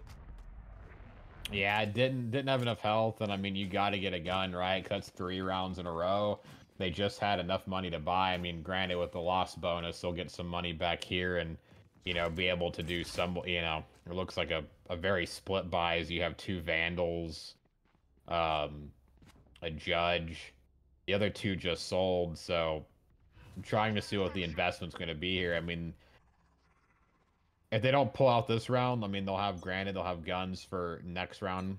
But they've got to make something work in this round. Going down 12-4, it's almost like a full-on reverse sweep if they're able to make a comeback in this. They're going to have to do something in this. Do something quick, do something easy for them to comprehend, I guess, or just, I don't know. I really don't know. Cal Poly's not really showing a big effort in trying to win this. Most of their players get tagged every round. The first bloods go into the hand of CSUN almost every single time, it feels like. The opening kills are huge on them, and we're seeing it now. Trades and trades and trades are coming in. It's a 4v2 at this moment. Oso left by himself. Ares gets the kill on Oso. The only one left is Juice. Gets shut down by Monkey Man, and he does a 3K that round. Look at the Omen and the Viper. They're just roaming around at A. It's just free kills for the side of CSUN as there's... I mean, they're able to roam and get kills on their own. There's nobody in trading position for Cal Poly. It's just... I mean, this is just a stomp at this point, right? I mean, they're down and they're out. It's 3 ults for the side of CSUN now. Cal Poly only has 1. I mean, I assume there's just going to be a full ultimate investment in this round, and they should just be able to close it out right here at, you know, 13-4. I mean, you look at the stats, Air 19-7. Having a game, there's somebody else with 15-7. Popuse gets a nice headshot through the smoke. Monkey takes down Oso. 5v3. Fidget just like charges in with the Judge. Gets 2. 5v1, and it's going to be a flawless round. Just about to end off the game. Yep, Omura gets the kill in 13-4. What an absolute stomp in the second match of the day. Like I said, CSUN came to roll. Because they got rolled, but CSUN came to roll. So, man, it was just hard to see. You can't be playing with performance issues on the side of Cal Poly. Their bottom 3 were just, I mean, Reyna she stepped up at the beginning. Oso stepped up, and he was doing some work for them, but he just couldn't keep up the consistency. 9-15, yes, he got some crucial kills, but you have an entry fragger. That's the biggest thing about Reyna. You got the frag, and she's not fragging. What is going on? Juice and Salty Boy trying to keep up the team, but 2-16? 6-16? That ain't going to win you tournaments. The average combat score on Bib was 55, right? I mean, I got a message from that team just before the match started, right? Not to roast their Reyna pick, and I won't, right? I've seen Reyna's happen, but I'm going to roast that Biv performance, right? 2-16 and a 55 average combat score. I mean, Cheek's not much better at 108, right? Yeah, that was... I think out of players we've seen, that has to be like 2 of the worst individual performances so far in the league, and they've really got to go back to the drawing board, review some VODs, and put some work in, right? Because they you know, they really need to bounce back and can't continue forward in the league with a performance like that. But I mean, switching over to CSUN, I mean, huge props to them, right? They looked really strong, you know, on their defense, right? They're able to read Cal Poly really well, you know, shut down and rotate. So just such a dominant performance, right? And we predicted this close, 13-8, 13-9, and we were predicting a little bit tighter of a game, but well, I mean, instead we got an absolute whitewash. Yep, an absolute roll from the side of CSUN. It's sad to see. Hopefully the boys in Cal Poly can go back to the drawing board and come back the next games fighting strong if they're looking to even secure a spot for playoffs. But don't go anywhere, everybody. We're going to go on a quick break here. You will be joined by myself, Muted, and McRib again for the third match of tonight. So don't go anywhere. We're coming back for y'all. We're expecting everybody in the chat to get as hype as we can get. We haven't had a hype train, and I want to shout out to the gifted subs, but yo, we need a hype train, everybody. Somebody get this thing started. Otherwise, in that, we're signing off just for a little bit, but we'll be right back.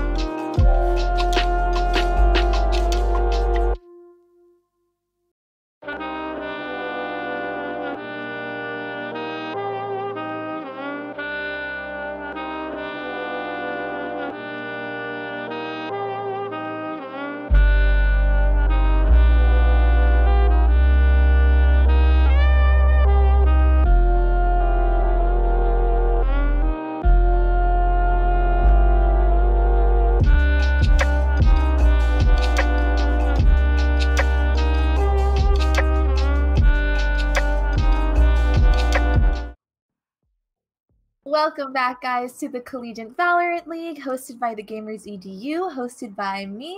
I'm Queen McMonkeystan. McRib. Welcome back, you guys. I am super excited. I'm in such a good mood after that CSUN wash. But we are now getting into your last game of the evening between Slow Gold versus SFSU, and I am joined by the lovely casting duo that will be closing out tonight's stream, Muted and Funny Man. What is up, you guys? We're back! I'm excited. Back. Came off an absolute stomp and a little bit exposing there at the end. So, I mean, I had fun with that last one, and I'm looking forward to another one. I mean, I hope Slow Gold can pick it up. I mean, I did enjoy that last match, but I'd prefer not to see another stomp. Yeah, I'm not looking forward for another stomp, but good thing I have notes, and I've written notes on everybody. And, of course, not really great notes for Cal Poly Green, but right now, it looks like at least 3 people that were really big highlights from Cal Poly Gold, which was Meh, Blue, and Dylan. And then, so I'm expecting big things out of that. But Dabs as well, and then Mamu, not Mom, but Mamu. There you go. Yeah. So, I mean, there's some big things. I wonder if these were the exact 2 matchups that I know we casted both of these teams now, but I just don't remember in what situations. But I'm hoping for some great gameplay here. Yeah, and like let's just recap a little bit last match because you guys were casting last match as well. What did you guys see? What was the strats that CSUN kind of used to kind of get that steamroller going? And they just had really solid defensive plays together. And Cal Poly just couldn't get anything going on the offense, right? And previously seen before, I mean, the offense is what was king on split, and I mean, with a couple rounds, like I mentioned, they got just because they were shoving it down B, and CSUN wasn't giving respect for, or I mean, they're giving too much respect, I should say, for a couple of rounds.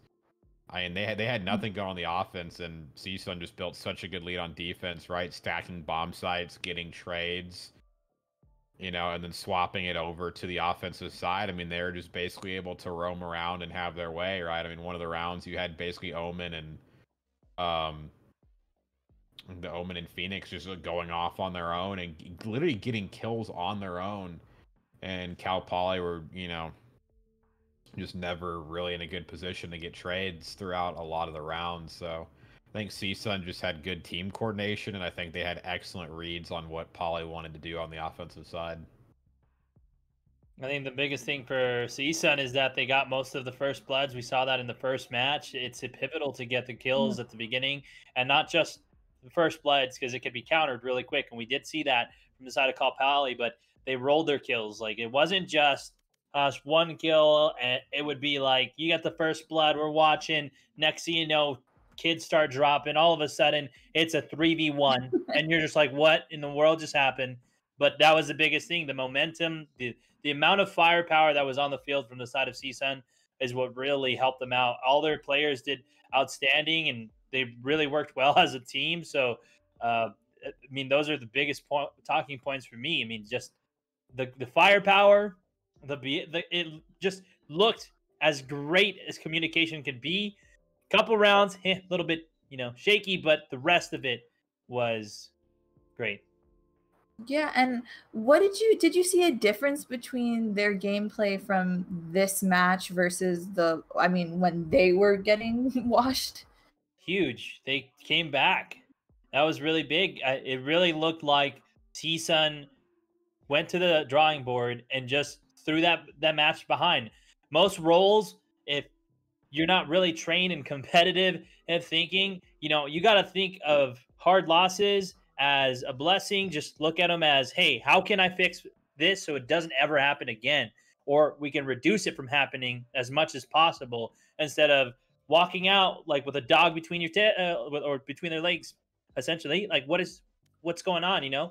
I think their mentality probably would have been the biggest thing. And I know I've been able to talk to Fidget, the team captain himself, and I know that his determination, and from what I know about him, he's definitely has that type of outlook towards even losses. So even though, yes, last week, their first game wasn't a great game, I think everybody could admit that, even the players themselves. But this week they came back and saying we might have been down, but we're not out. I mean, we saw a similar role right before the league launch from CSUN actually. So that's what really put them on the map for us. But last week we're like, holy crap, they were so good at here. What just happened? And now coming this week with the redemption, it really just felt like they grabbed everything that they did wrong and they improved it times 20 because they executed phenomenally.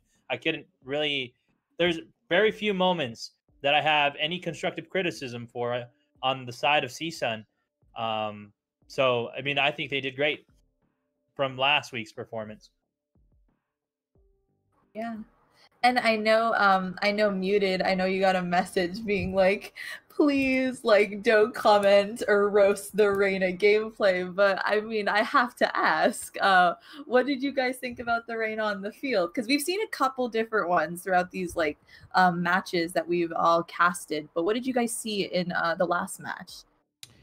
It was kind of almost back to the suboptimal Reyna play, right? Had some, a couple round moments where, when Reyna gets her ult off, she can be a wrecking force, right? Gets the kills, able to reposition and consistently do that. But sometimes without her ult, in these team environments, just gets shut down. And being honest, I have seen good Reyna performances. It's slightly kind of altered my mindset on it. I think in some situations, or maybe it depends on the quality of the team you're playing. Reyna can be good, but last match it was wasn't great, wasn't terrible.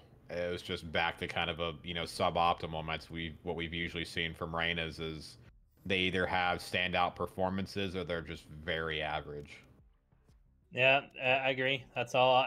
I just saw average there. There was great plays, and I'll give that to them as far as that. But if you're, again, my only thing is if you're going to be running a Reyna, if you're here's the thing, like, it's not about, this game isn't just about agents. There's actual roles involved. There's sentinels, there's entry fraggers, there's support players, just as any other game, and that's the big role. Reyna is technically an entry fragger. It's the person that's supposed to get the kills for the team.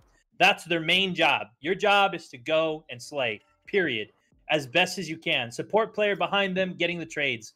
And when you're playing these entry fraggers, because it's not just Reyna that's an entry fragger, when you're playing these entry fraggers, yeah, there's a lot of expectation over you because you're the one that's supposed to lead the team. You're the one that's supposed to roll the kills, get the first bloods, and get the seconds and the thirds, get the team the man advantage. That's the whole purpose. When that doesn't happen and you just see average gameplay, that's partly the reason sometimes when we're watching these teams and you see like 9-2 deficit and you're wondering like, whoa, how is this other team going to come back? Just look at their entry fraggers. Look at the people that are supposed to be getting the kills. And usually it's not the people that are supposed to be getting the kills. It's somebody off, like their sentinels. Their support players are getting the kills, not their entry fraggers. Their entry fraggers are the first to die and not even get a kill, which is very sad to see. But that's the thing. If you're going to be playing Reyna, if you're going to be playing any entry fragger, period, you have to understand that your shots need to be on point. You really need to go off. Some of the weight is on you as you're going to be helping the team direct it. The in-game leader is going to be able to base plays and strategies depending on the man advantage that the team has and the information that they gather from the map. And so when those two things aren't there and you have really weak links on that side, it's no good. It's really no good. There's no point. Yeah, exactly. You have to, when you're playing Reyna in this environment, you've got to be able to have a good balance of the play, right? In solo queue, you're strictly just going for picks and solo plays, right? Because in solo queue, you're going in with that mentality of, I've got to carry my game, my team's probably going to suck, and that's why I'm picking Reyna. But in a team environment, you've got to be able to trust your team more. So, you got to be able to go from the balance of getting picks, but then be that aggressive entry fragger, right? When your Sova or Breach initiates onto an area, you've got to be ready to, get in there, get a pick, reposition and get another. You've got to go aggressive and you've got to make that balance. But in team play, it's often it's often hard to fully do that depending on A, the team you have, but B, players are going to be in better positions to trade, right? In solo queues, sometimes they're often spread out, and you can just get kill after kill by just 1v1ing, right? Reyna's the 1v1, the 1v1 queen, but, when it comes down to team play, it's just more coordination is involved, so... I know we talked about it a lot, but that's how it's got to be if these teams want to try to excel Arena, but ultimately in the end it should be put away. Yeah. And I even see Fidget in the chat. I know we were talking about him a lot, but he says my team knows how to change and take what I say, and I think we did see how adaptable excuse me, CSUN was, and especially in after they just started like just steamrolling and gaining that momentum. They were extremely adaptable, right? I mean, they gave a little respect a couple of the rounds, on defense, had a nice even spread throughout the map, and let Cal Poly push B a few times and get it taken over, but eventually they just shut that down, and then when Cal Poly tried to rotate to A, they were on it. I mean, they were always on top of the rotations, the retakes. It looked like whenever, I was staring at the mini map, majority of the time versus the player cams, and, they knew how to rotate. I always saw them stack, at least some people trying to stack with each other. I mean, yeah, I mean, it looks exactly, their gameplay looks like what Fidget said. They're able to, listen and learn and adapt, and, that's the quality you're looking for out of a team that, wants to take this league and, come out in first. Yeah. They really example the 3 C's: calm, cool, and collective. That's the whole point when you're competing. You got to be calm to be able to adapt. If you're getting shut down, understanding what you're getting shut down by and how to counter it. Collective as a team, being able to work as a team, and just being cool, not letting emotions, anger, anything come to your way, because you got to keep the environment professional. You got to keep the environment working for the team. It has to be well balanced, because monkey see, monkey do. One goes off, the rest of them do. So that's the great thing that you could see from the side of CSUN. Cal Poly, though, they didn't show much. They didn't show any of that. They kind of looked like, really, we were casting a pub game, to be honest. They were all over the place. There's only a few rounds really where they looked like a team. The rest of it, it almost looked like everybody's like, "Hey, cameraman, put me on here so I can make this really sick play and tell my friends about it." Instead of like, "Hey, let's win as a team and let me go brag as a team," instead of being like more of a solo queue person. I just didn't see much out of them. Didn't look like they tried as hard. I mean, at one point, we even saw it in the CSUN game and Cal Poly game. You had two of the CSUN players literally playing Ring Around the Rosie at A, and three other players just wiped the entire squad by themselves. They didn't do anything. They're like, "Okay, guys, you guys want to go play Ring Around the Rosie? That's fine. Go do your thing. We'll wipe the entire team." You could tell that CSUN was like, "Oh, okay, we're comfortable. We can do it. We can 3v5 this." And then we're even down 3. That's the whole thing. It was 5v5, but 2 players were just running in circles around A-bomb, and then the other team's like, "Oh, they're all coming B, wipe them all out, and then just continue on to the next round." So, I don't know. They have to really change for Cal Poly. You want to see more focus from them, is what you're saying, right? Yes.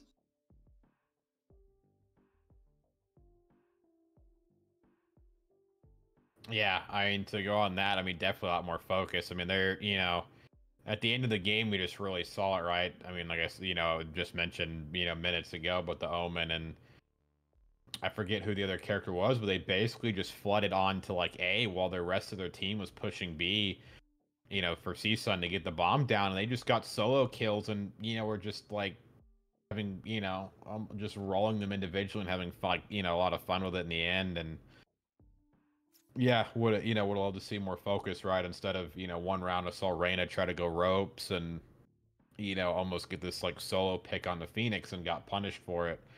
I agree, a bit more focus and a bit more, coordination out of them for sure. Yeah. So I mean, going into this match now, I mean, I hope to see out of gold, right? I mean, recognize some of the names on here. Mo Money. A little bit. Leon, we've seen before. Yeah, I've seen Mo Money before, but I'm not sure about some of the others. So I mean, this will be interesting if their gold team, right's got to put up a better performance after that last match. Definitely have to. And I know, Funny Man, you said you wrote down some notes. Do you have any notes you want to share before we get into it? Just highlighting players, man, and like we got Blue and Dylan and Meh. There were the three outstanding players when we saw them play at Haven last week. So really keeping out for those that are watching, keeping an eye out on them. And then let's go. I got to scroll up or scroll down. That was wait, that was Cal Poly. Yes, that was Cal Poly. Cal Poly. Yes, it was. I'm sitting here like, whoop, what's going on?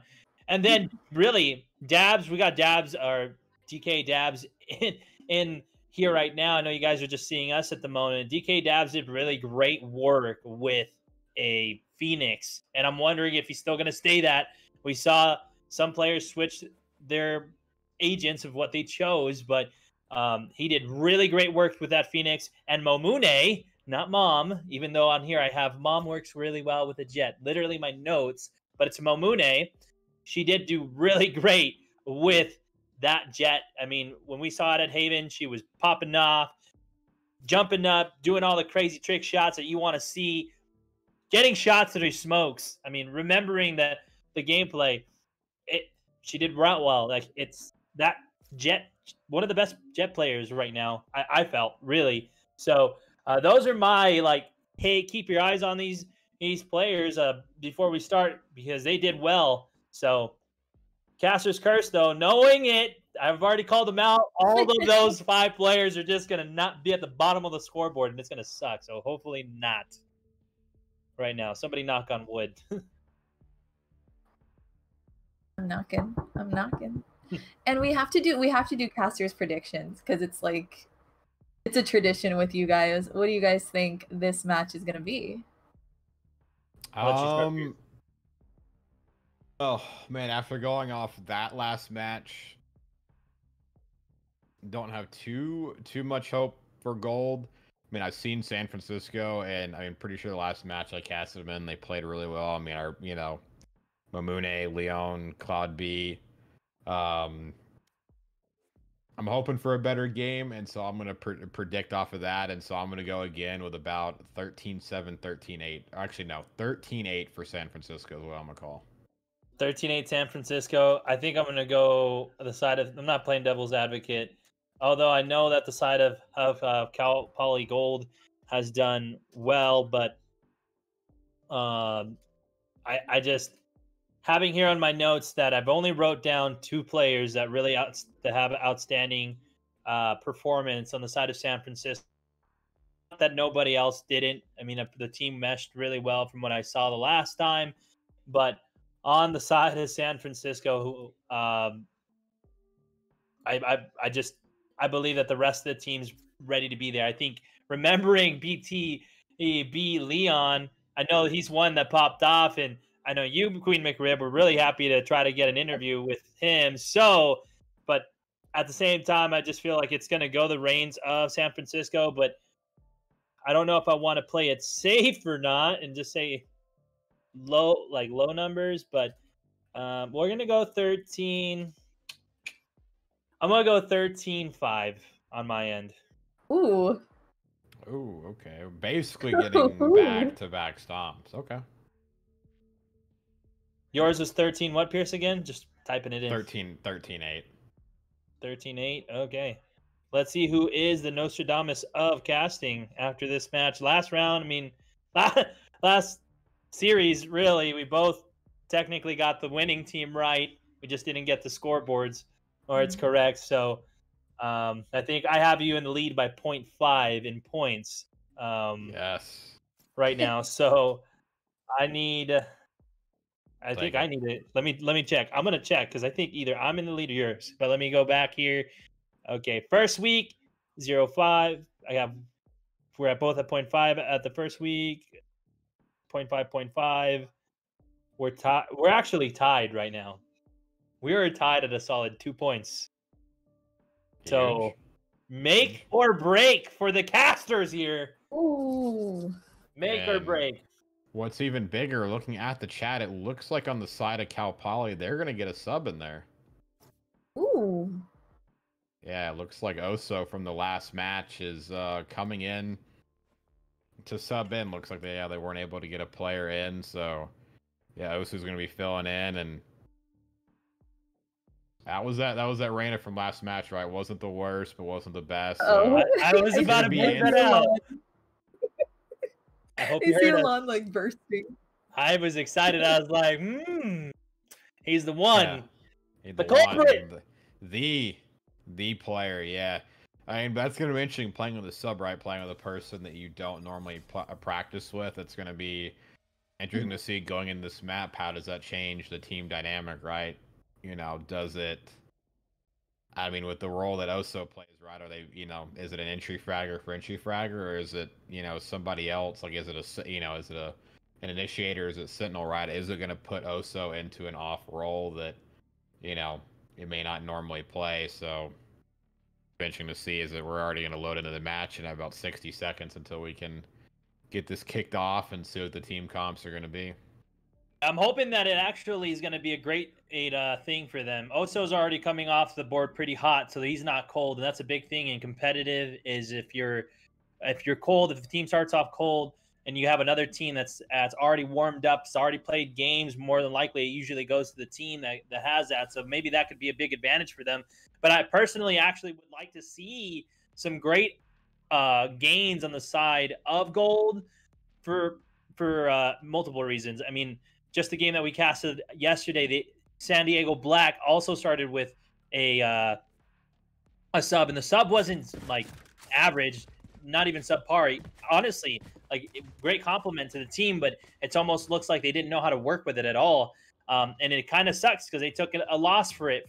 It just really looked like the mixture of a sub ruined the composition of the team. So my hope is that really doesn't ruin this for Cal Poly, because we got everybody saying in the chat right now 13-0, 13-2, 13-1. I mean, they're saying it's a roll.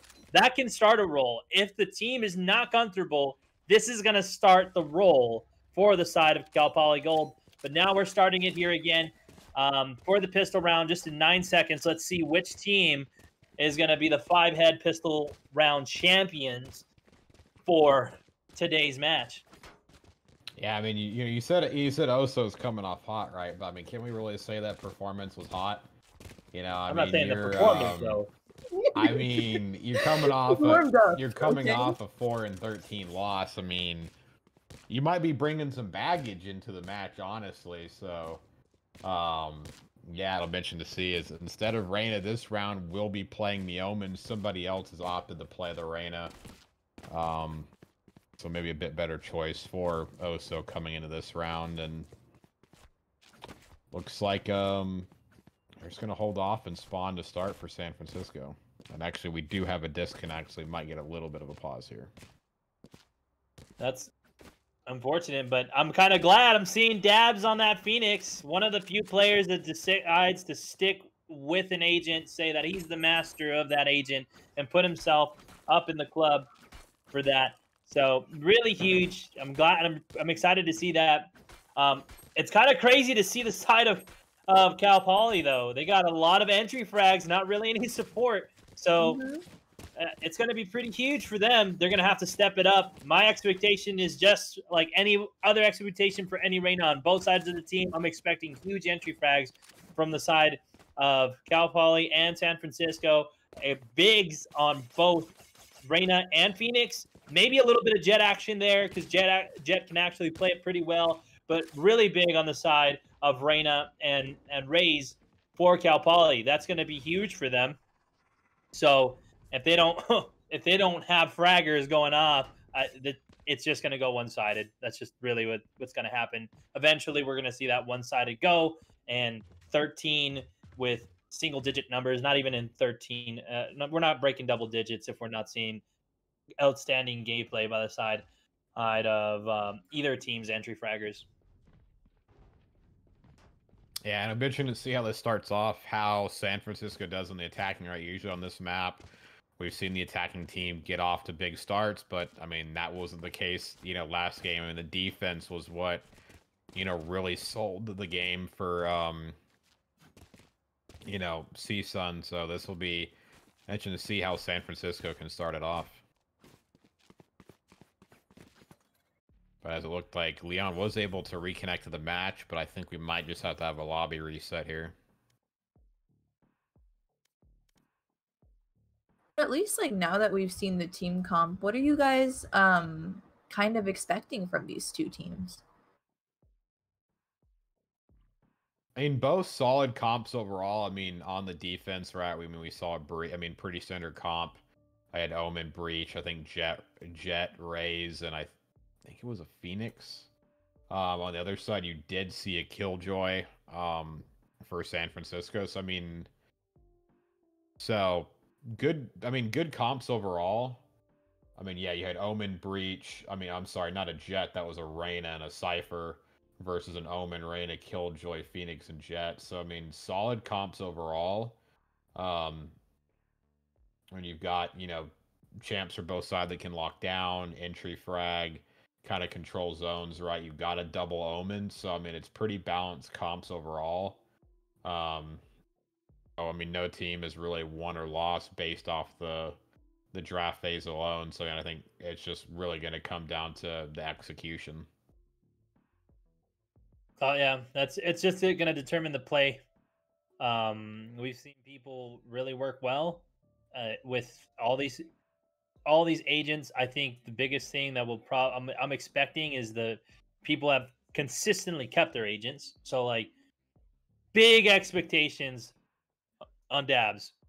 In all honesty, I'm not sure if Mamune was running Jet, but if I'm pretty sure, I think I saw that. So expectations are heavy on that for her as well. Or him, Mamune. Just thinking of mom in my head, and I'm like, don't say mom, don't say Don't mom, say mom. Don't say the word. Don't say the bird is the word. So, yeah, that's my biggest expectation out of what the comps that I've seen. They were pretty balanced. Only two agents difference really from what we were looking at. I think one team didn't have a Jet, the other team did. One team didn't have a Breach, the other team did. So, just a various of choices. They're great choices. I mean, I'd like to hold my tongue. I'm not trying to bash on Reina so much, but looks like they're taking out the sub. Yeah, V Money original player is coming back in. So we got Mo Money and V Money. We got all the money on the side of Poly. So I mean, money. Hey, it's an economy-based game. Maybe money's what they need to have a better performance. It be, but okay, we're going back to original squads on both sides. So team comp's definitely going to change again. I was thinking of that. I'm like, maybe if they're listening right now somehow, they might take some changes. I don't think I might see a change from the side of San Fran, but Cal Poly, we're going to definitely see a change unless V Money's going to be running that Omen for them. So that's going to be interesting. I think it was either Blue or Dylan that ran the Omen the last time we casted them. So it'd be interesting to say who's going to take that role, because Oso was definitely taking that role. But now that he is officially out and probably going to go hit practicing right now, I would. That whole team better be practicing right now, honestly. But it's going to be kind of crazy. So they're going to get this thing kicked off. Yep, we're going to get it kicked off. And it'll be interesting to see. I mean, you saw somebody post in chat if they have to keep the same team comps. And basically, I think they were told they could choose whatever they want. So it'd be interesting to see if now with V Money back in there, if they decide to run anything different and maybe switch up some of the roles. Hopefully, man. And I know we're playing on Split for the third time today, so can you guys tell us a little bit about this map for the newcomers here? Yeah, I mean, Split, is a bit more of a traditional map, right? I mean, you've got the A and B bomb site with a nice middle of the map that it does allow you to pinch B or pinch A if you're on the attacking side. If you want to attack A directly or B straight on, you without mid, you do have to funnel through pretty tight areas. So, I mean, that is where, you know, champs like Viper and Sage and even Phoenix with his Molly can, you know, slow you down and hurt you and stop you from pushing. So, I mean, with this map, there's got to be, you know, a lot of team coordination. You've got to play for trades, and you've got to, you know, work the middle of the map a bit better and work some of the bomb sides. I think that's, you know, something we didn't see from Cal Poly in the last side was, a lot of the rounds, they just gave up mid entirely. They either just tried to, you know, full force it A main or full force it through, you know, B, you know, maybe with a little presence mid. But I want to see, you know, how the teams utilize the middle of the map, because, I mean, it's always better to attack from 2 angles versus 1. So, no teleporters on this map, no triple bomb sites, just pretty standard overall. This is pretty huge. I just wanted to point out that Blue is going to be running their Omen right now, and V-Money. Oh my gosh! V-Money opening it 3K! One player standing. BTB Omen, so we might see some great play out of him. I know he's basically one shot, so if somebody just pokes him with a stick, he's done. But at the end of the day, like, I think the whole team right now, actually, from the side of San Francisco, everybody's the same. Nobody's changed any players from what we've seen the last time when we casted them. So, going back to my expectations, that whole team better fry. Okay, fry right now. Yeah, absolutely. And what a start by V-Money getting 3 kills, right? Was lined up, expected the A main push throughout the paranoia. And I mean, not only did the paranoia hit, but they're all looking up top for the player in heaven, and we're paying no attention to V-Money. So an excellent opening. The Omen is able to get a bomb down, secure a little bit of money for the team, but he's got no health. Cypher knows where he is. Vexen gets that kill, and what a great start for the side of Cal Poly. That looked like redemption to me. I don't know about you two, but that looked like, hey, we're coming here to get some redemption because our other green team didn't do much for us, you know. Hey, it's round 1, right? Poly won the first round last game, won the second round, and then proceeded to lose 5 straight. So, I mean, very impressive. That is true. Very impressive pistol start, though. V-Money, I mean, in a good position. You know, the paranoia from Blue. Look at that. 3 assists, right? Huge paranoia that came out of Blue, and a good start. And looks like we've got an Ares buy coming out, and maybe a Spectre, but off to a great start. It's going to be huge, man. Ooh, Mabune going down. Yeah, they opt for the full B push, right? I mean, you got to make something happen on the second round. I mean, these rounds aren't impossible, right? You can definitely get a kill, but Mo Money was ready as he was able to get 2 on his own, but an instant 2 trade back, and that is going to be a 3v3 situation. We've got bomb site, but Dylan's able to take out the Reyna. V-Money spraying through the fire, gets Leon. Dylan with another kill on the dabs, and they're able to hold on with ease. Interesting strat. I mean, usually in these second rounds, it is possible to get a thrifty, right? You've got to pull off something. You can't play normal. You can't play slow. Sometimes quick and fast. You know, like in CS:GO, you usually hear the MAC-10 B rush, and this time they did a B rush, but with stingers and different weapons, and they're able to get a couple kills. But Mo Money's opening 2 frags, and the excellent retake coming out of V-Money and Dylan was just too much, and they're able to hold on at 2-0. It's been really huge. It's kind of it's kind of surprising, but hey, Pierce, you called it. You said that they only win 2, so the next round should go into the side of San Francisco. So let's see what they're able to change here, as we're going to be seeing a heavy push towards mid. Again, only one person just fragging out towards A. True Keen able to get the kill, gets traded out by B-Money again with the sprays. Only person I've seen actually, other than Bobik. Actually, no, yesterday they've used SUSD Black used it, but we're starting to see some people pull out the LMGs and actually get some spray shots through some crazy areas.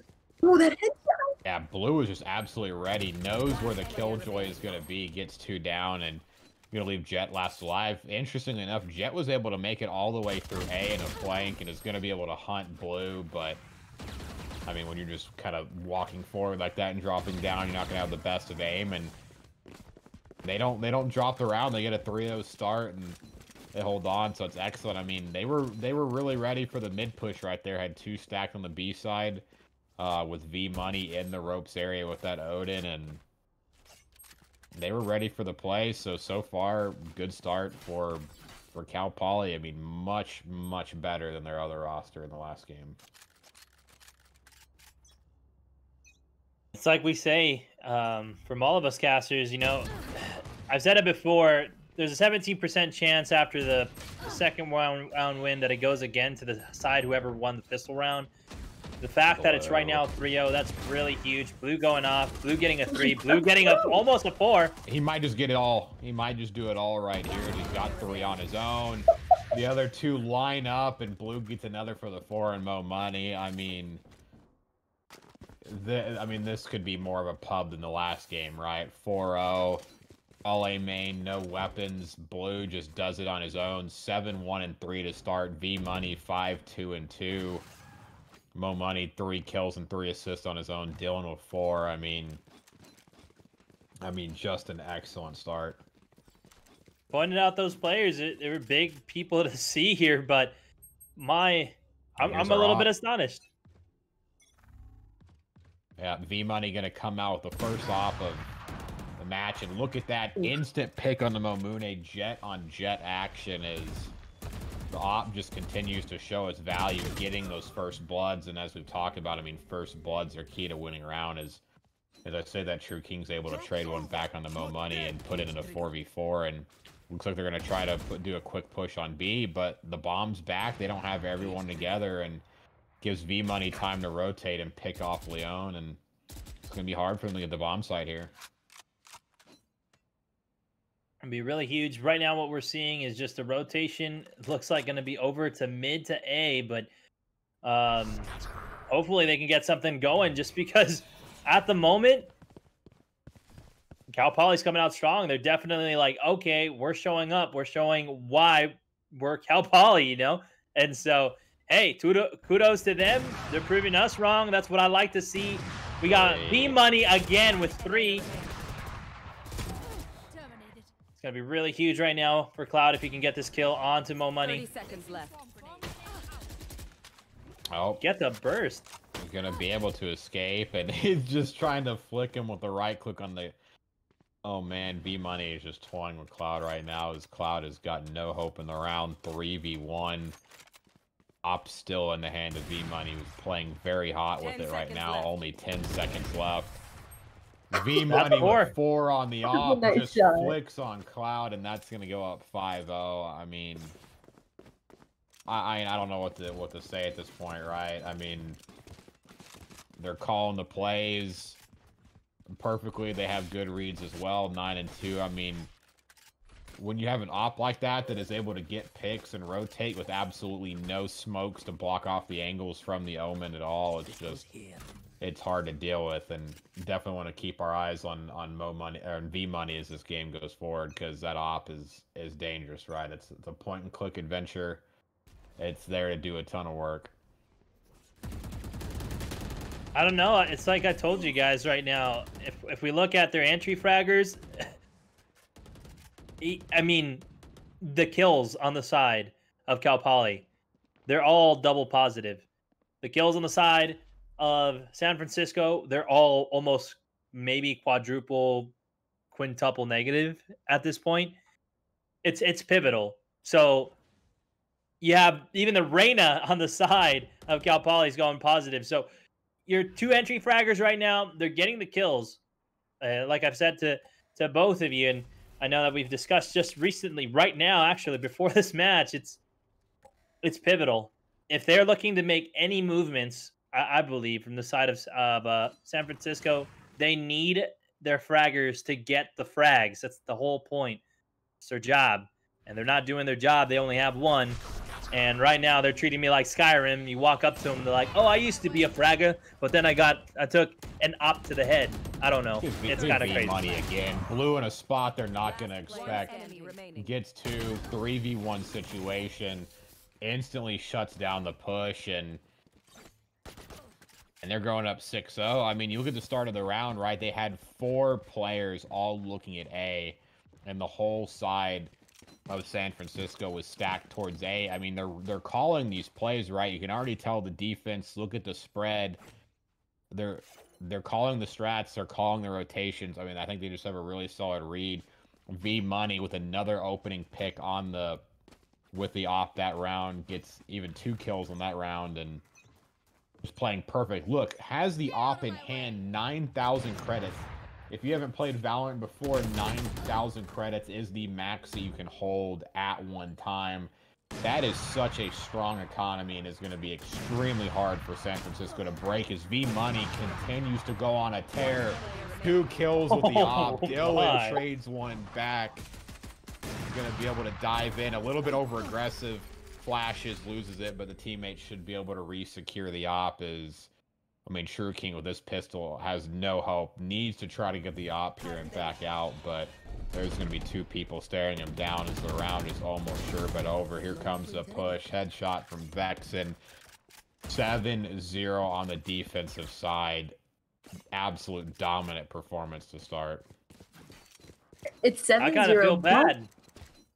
But we've seen a reversal. We've seen pretty impressive reversals. This will have been the craziest one. But what do you guys think that the attackers can do at this point? I mean, their economy is crippled and they seem a little scattered. But what do you think they can do? They need pressure. They need pressure on the map. They're putting in. V Money is going clutch for the side of Cal Poly, putting in so much pressure with that op. Boy's 13-2.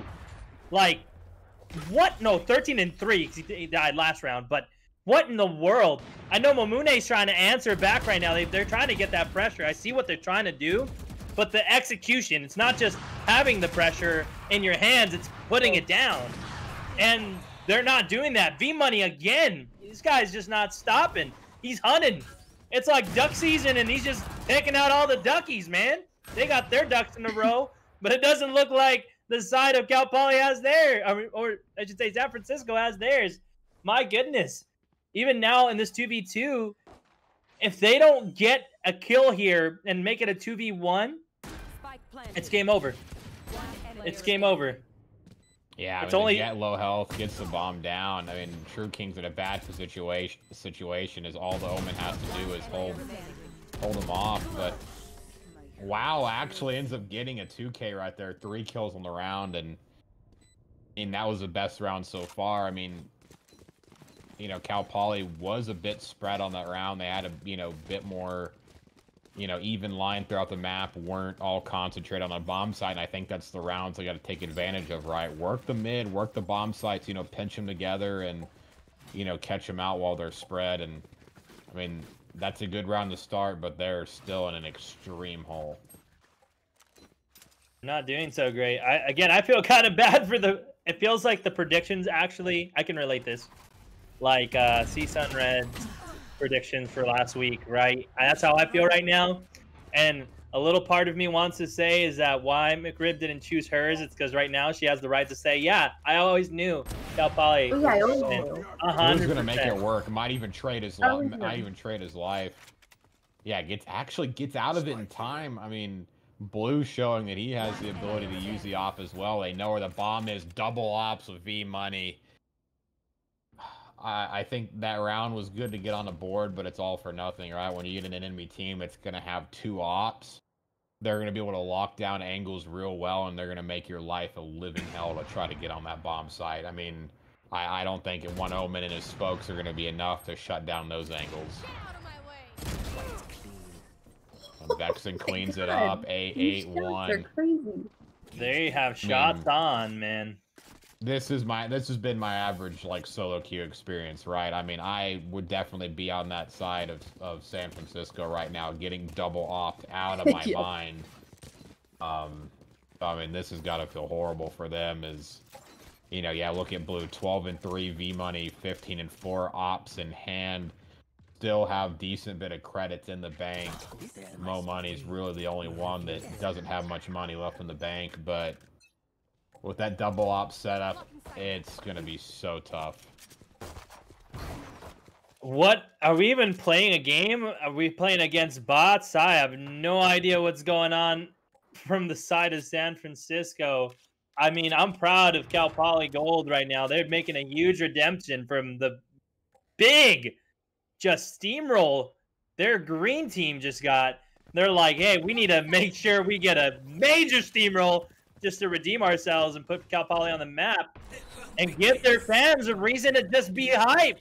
Right now, the chat should be exploding, I feel. Get vaccinated. Spike planted. I mean, nothing they can do can work. As V Money gets 3 and, you know, an instant retake. I mean, they had a prime opportunity. I mean, they rushed up mid. I mean, they called in 2 ults on that round.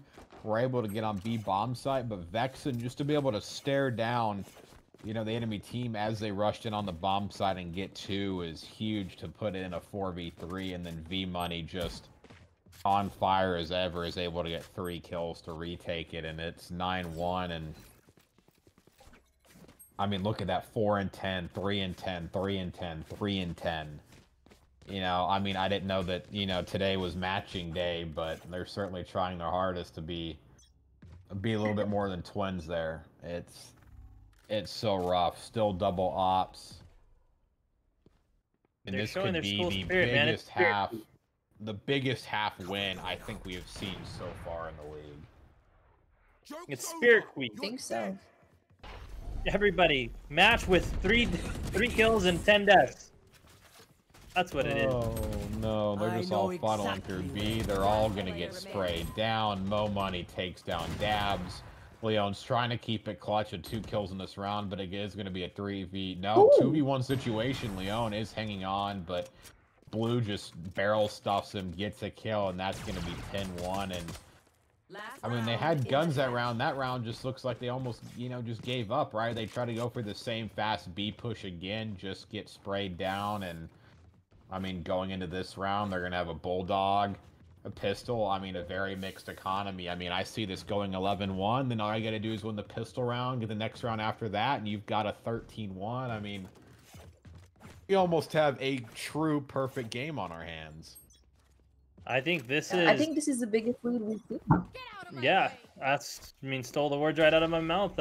I feel that's the, I'm a loss for words. I don't think we've ever seen the half even be this crazy in the rounds. Like, usually there's at least 2, maybe 3 points on the side, on one side, while the other team's as close to as possible. But right now, we're literally probably going to see an 11-1. But maybe I should bite my tongue, because I already feel like I cast a curse. Oh, V Money with the shorty. Vexen. V Money's lighting it up, but Vexen is the clutch, sneaky player, right? Is able to get a kill, you know, while they're entering bomb site, and they've got to know he's there off the kill, but they just don't react to it, right? They keep pushing through heaven, out on the bomb site, staring into the spawn, all while Vexen is just hiding between a cyber cage and an omen smoke. I mean, you know, clutch plays by him to stay alive, but where's the reaction? Where are the comms out of San Francisco, right? You know, he just got a kill there. They should easily be able to turn and get him, but they leave him there, and he's able to get a kill. V Money with a trade, and I mean, they just, their comms, they must just be down and out at this point. Man, like, if I was on the side of San Francisco and I was their coach, I just know that when they hit the locker rooms, it's not going to be pretty at all. I mean, this is average Joe gameplay. I'm trying to put it as nice as possible, but if anybody in the chat knows any of the players on the side of San Francisco, can we get some like ranks in the chat? like where they are ranked individually, because this is like a solo queue. I mean, as I say that, True King's able to get 3 kills, but Vexen gets 1 on Mamune. True King all alone with 15 and not going to get anything, as they're going to get the opening, the second pistol round and put them on match point. Point. I mean, yeah, I would love to see some ranks in the chat, because this is... I mean, I thought last game was bad, you know, with Biv going 2-16 and, you know, somebody else going triple negative. But yeah, this has just been, this is a stop. I mean, we talk about like some of these matches looking like solo queue, but to me, this is a true solo queue, right? Especially with the double ops, right? I know some people in chat are saying Resident Sleeper and, you know, maybe cringing a little bit, but I mean, it's effective, right? I mean, maybe a little too effective in this game, as V Money's going to try to get aggressive, gets traded for it. That's a good pick. At least they have that.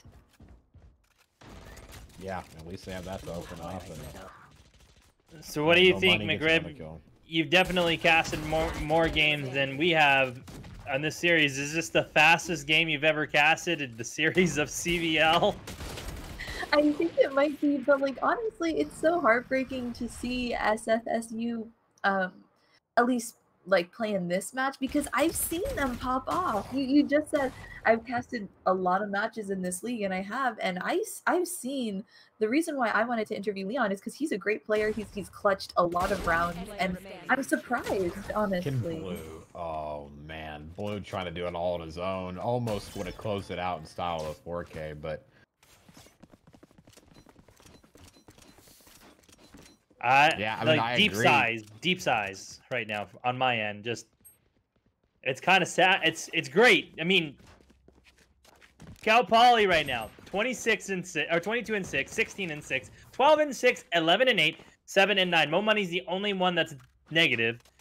Dylan's maybe a 1.0 positive. The rest of the team is either quadruple positive, but nothing below a 2.0 KDR. So, oh my. I don't. But as we're saying this, are they trying to bring it back right now, Pierce? It looks like they're trying to come back to live match point. Yeah, I mean, he's getting a little aggressive. Looks a little bit confident with that Phantom, and I mean, maybe they're trying to go for, you know, the old strat of let's just give them as many rounds as we can and then try to make a comeback. But you know, as I say that, Blue gets a kill with the Sheriff, Dylan gets a kill with the Stinger. It's going to be a 3v2. A bomb site is going to be free for them. As you see, Blue is just sprinting to get the bomb plant down. And, I mean, 3v2, stealing this, you know, round away after losing that last one. I mean, they're in such a good spot to win it. I mean, Reyna is just holding the spawn. They've got a nice spread. I mean, if Dylan is going to get 2 right here. Oh, no, they don't notice. What a way for Dylan to end. 3 kills. Just waited for them. That feels bad, 13 bro. That to 2 victory. feels bad. Tying the biggest record so far. I mean, what was that? Didn't Burgundy win the first match of the league 13-2? Wasn't that right? Was it a 13-2? I think it was a 13-4, maybe a 13-3.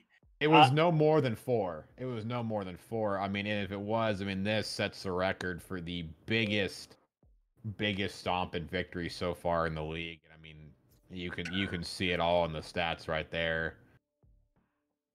22-7, 17-6, 14-8, 12-6. Mo Money, I mean, going slightly negative, but 7 assists, 3 first bloods for Mo Money. Definitely helped out his team a lot despite going 8-10, and yeah, that's crazy. So my question is, who are you interviewing now from the side of Cal Poly Gold? I want V Money. V Money really showed up. I know you guys were saying his name a lot. Yeah, I mean, the first bloods, I mean, that's, you know, we've seen that a lot out of some of the top Jets in the league, right? Just putting themselves in a position to get the first bloods. And I mean, especially when you get the op in hand, I mean, 1 shot, 1 kill is, you know, how the op works. So, I mean, was just able to get first bloods. The Omen, there was no counter from the Omen, right? I mean, one thing you look for, you know, going up against an op is a character like Omen that can, maybe try to predict the positioning and, throw smokes when they're making pushes to, cut off the angles of the op has, but there is absolutely nothing of that as V Money in several rounds was able to get kills and rotate, right? I mean, I remember one round that, V Money had a 4K, to shut down their push on B, was just able to get a kill mid, hop over to B, and just keep bouncing from position to position and get kills. And, San Francisco had absolutely no answer to the op, and then just to even make things harder, Blue picks up an op as well, going for the double op setup, which is even harder to deal with, right? If you can't deal with one op, what makes you, what makes you think you're going to be able to deal with two? And, you saw it, right? They both, Blue and V Money led the kill board. I mean, 38 kills between the two of them in that game. Just absolutely stomped, as you see. Yeah, Blue in the chat dropping the GGs after that one. And yeah, I mean, first bloods are always key, and they really showed it in that game. I'm just, Stingers, just get back to the drawing board. That was rough to see, but again, just real huge shout out to the side of Cal Poly. They definitely came in as the underdogs on our end. We both predicted FSU would win dramatically, but no, they did not. We were both smooth brain casters at this point. They definitely made that sense, and I'd like to be in the position of McRib right now because I could have said exactly what I thought. 13-1 from the side of Cal Poly. Yeah, the true five head out of McRib with that. But yeah, I mean, and another thought too, real quickly, is V Money was a player that they were missing, right? First game they had Oso in the place of V Money. Huh? So I mean, imagine if the sub continued. I mean, this could have been a totally different game, right? I mean, that performance was stellar by V Money, easily the MVP of that series. And Oso wasn't so hot on the game with Arena before. I mean, without V Money getting those first bloods, being the op, just dominating with the op. I mean, this could have been a completely different game if that sub would have stayed. It looks like right now V Money's just got what his wish is. It looks like you're gonna be interviewing V Money here, seeing it post into the chat. Hey. So definitely he earned his way to that one. That was phenomenal op gameplay. Actually, phenomenal jet gameplay. Arguably, I know we've said a lot of best, but he's number one easily. I mean, I haven't seen something like that. Maybe Mamune from like last week did something crazy. Like he did a little bit of crazy things. Like V Money, guy looked like a mini Wardell, just on the field, complete top fragging with an op basically in his hand the entire game. I have nothing else but great things to say on the side of Cal Poly. My goodness. But really quick, what I do want to say, I know that some of the fans might have taken that pretty rough, might hit the mental pretty hard. Again, just really quick, guys. We here at the Gamers EDU, we care about you guys' mental health and care about just the community, being able to build you guys up. This week, we're talking about anxiety. So if any of you guys are feeling restless, difficulty sleeping, easily fatigued, have any difficulty concentrating, any other things really related to anxiety, we, as all three of us, encourage you guys to really hop into the Discord. We have the health section for you guys to be able to utilize to better your guys' selves. And as well as we got a great community full of loving people that are willing to help out as best as they can. So don't be afraid to hop into that Discord. All the links can be found below. If you guys are on a computer, you can check that. If you're not watching this through mobile or another device that doesn't give you the full link, go into the About section, take some time, check out the links, but most importantly, join the Discord and be a part of the EDU community. This is one of the very few leagues that I have ever seen, probably the only one, to be honest, that offers a Discord. You don't see huge discords for like the ignition leagues and anything. And if they do have discords, it's very private because it's only for their staff and players. But we opened it up for you guys, so feel free to come in. Feel free to chat up with us. We're all there. You can find Queen McRib, myself, and Muted inside that Discord as well. So if we're ever available, we'd love to help as well. But just want to let you guys know we're there for you, and we care. We care. All right. All right, so we are signing off for the night, but don't forget that on Friday we also have another fresh set of 3 matches, 3 more times to see the Valorant Carnage and the Bloodthirst. I am Queen McRib, Queen_McRib on Twitch. I stream Friday, Saturday, and Sunday every week. And my name is Funnyman. You can find me at twitch.tv/FunnymanLHG. Schedule's kind of changing right now, but you're going to be seeing in the next couple days some Call of Duty Black Ops Cold War beta early access on the PS4. If any of you guys are interested in that, definitely hop into the channel, hit the follow button, and we'll get you guys some exclusive content here from PlayStation itself. Yeah, and again, I am Muted. You can follow me on Twitter at twitter.com/mutedt1. I also have a Twitch, got a fresh mic, so definitely more inspired to stream now. So I'll be at twitch.tv/mutedpa. Probably streaming a little bit of Valorant, bit of COD as well. Always going to mix it up a little bit, so that's where y'all can find me. All right, we'll see you guys on Friday. Bye, guys.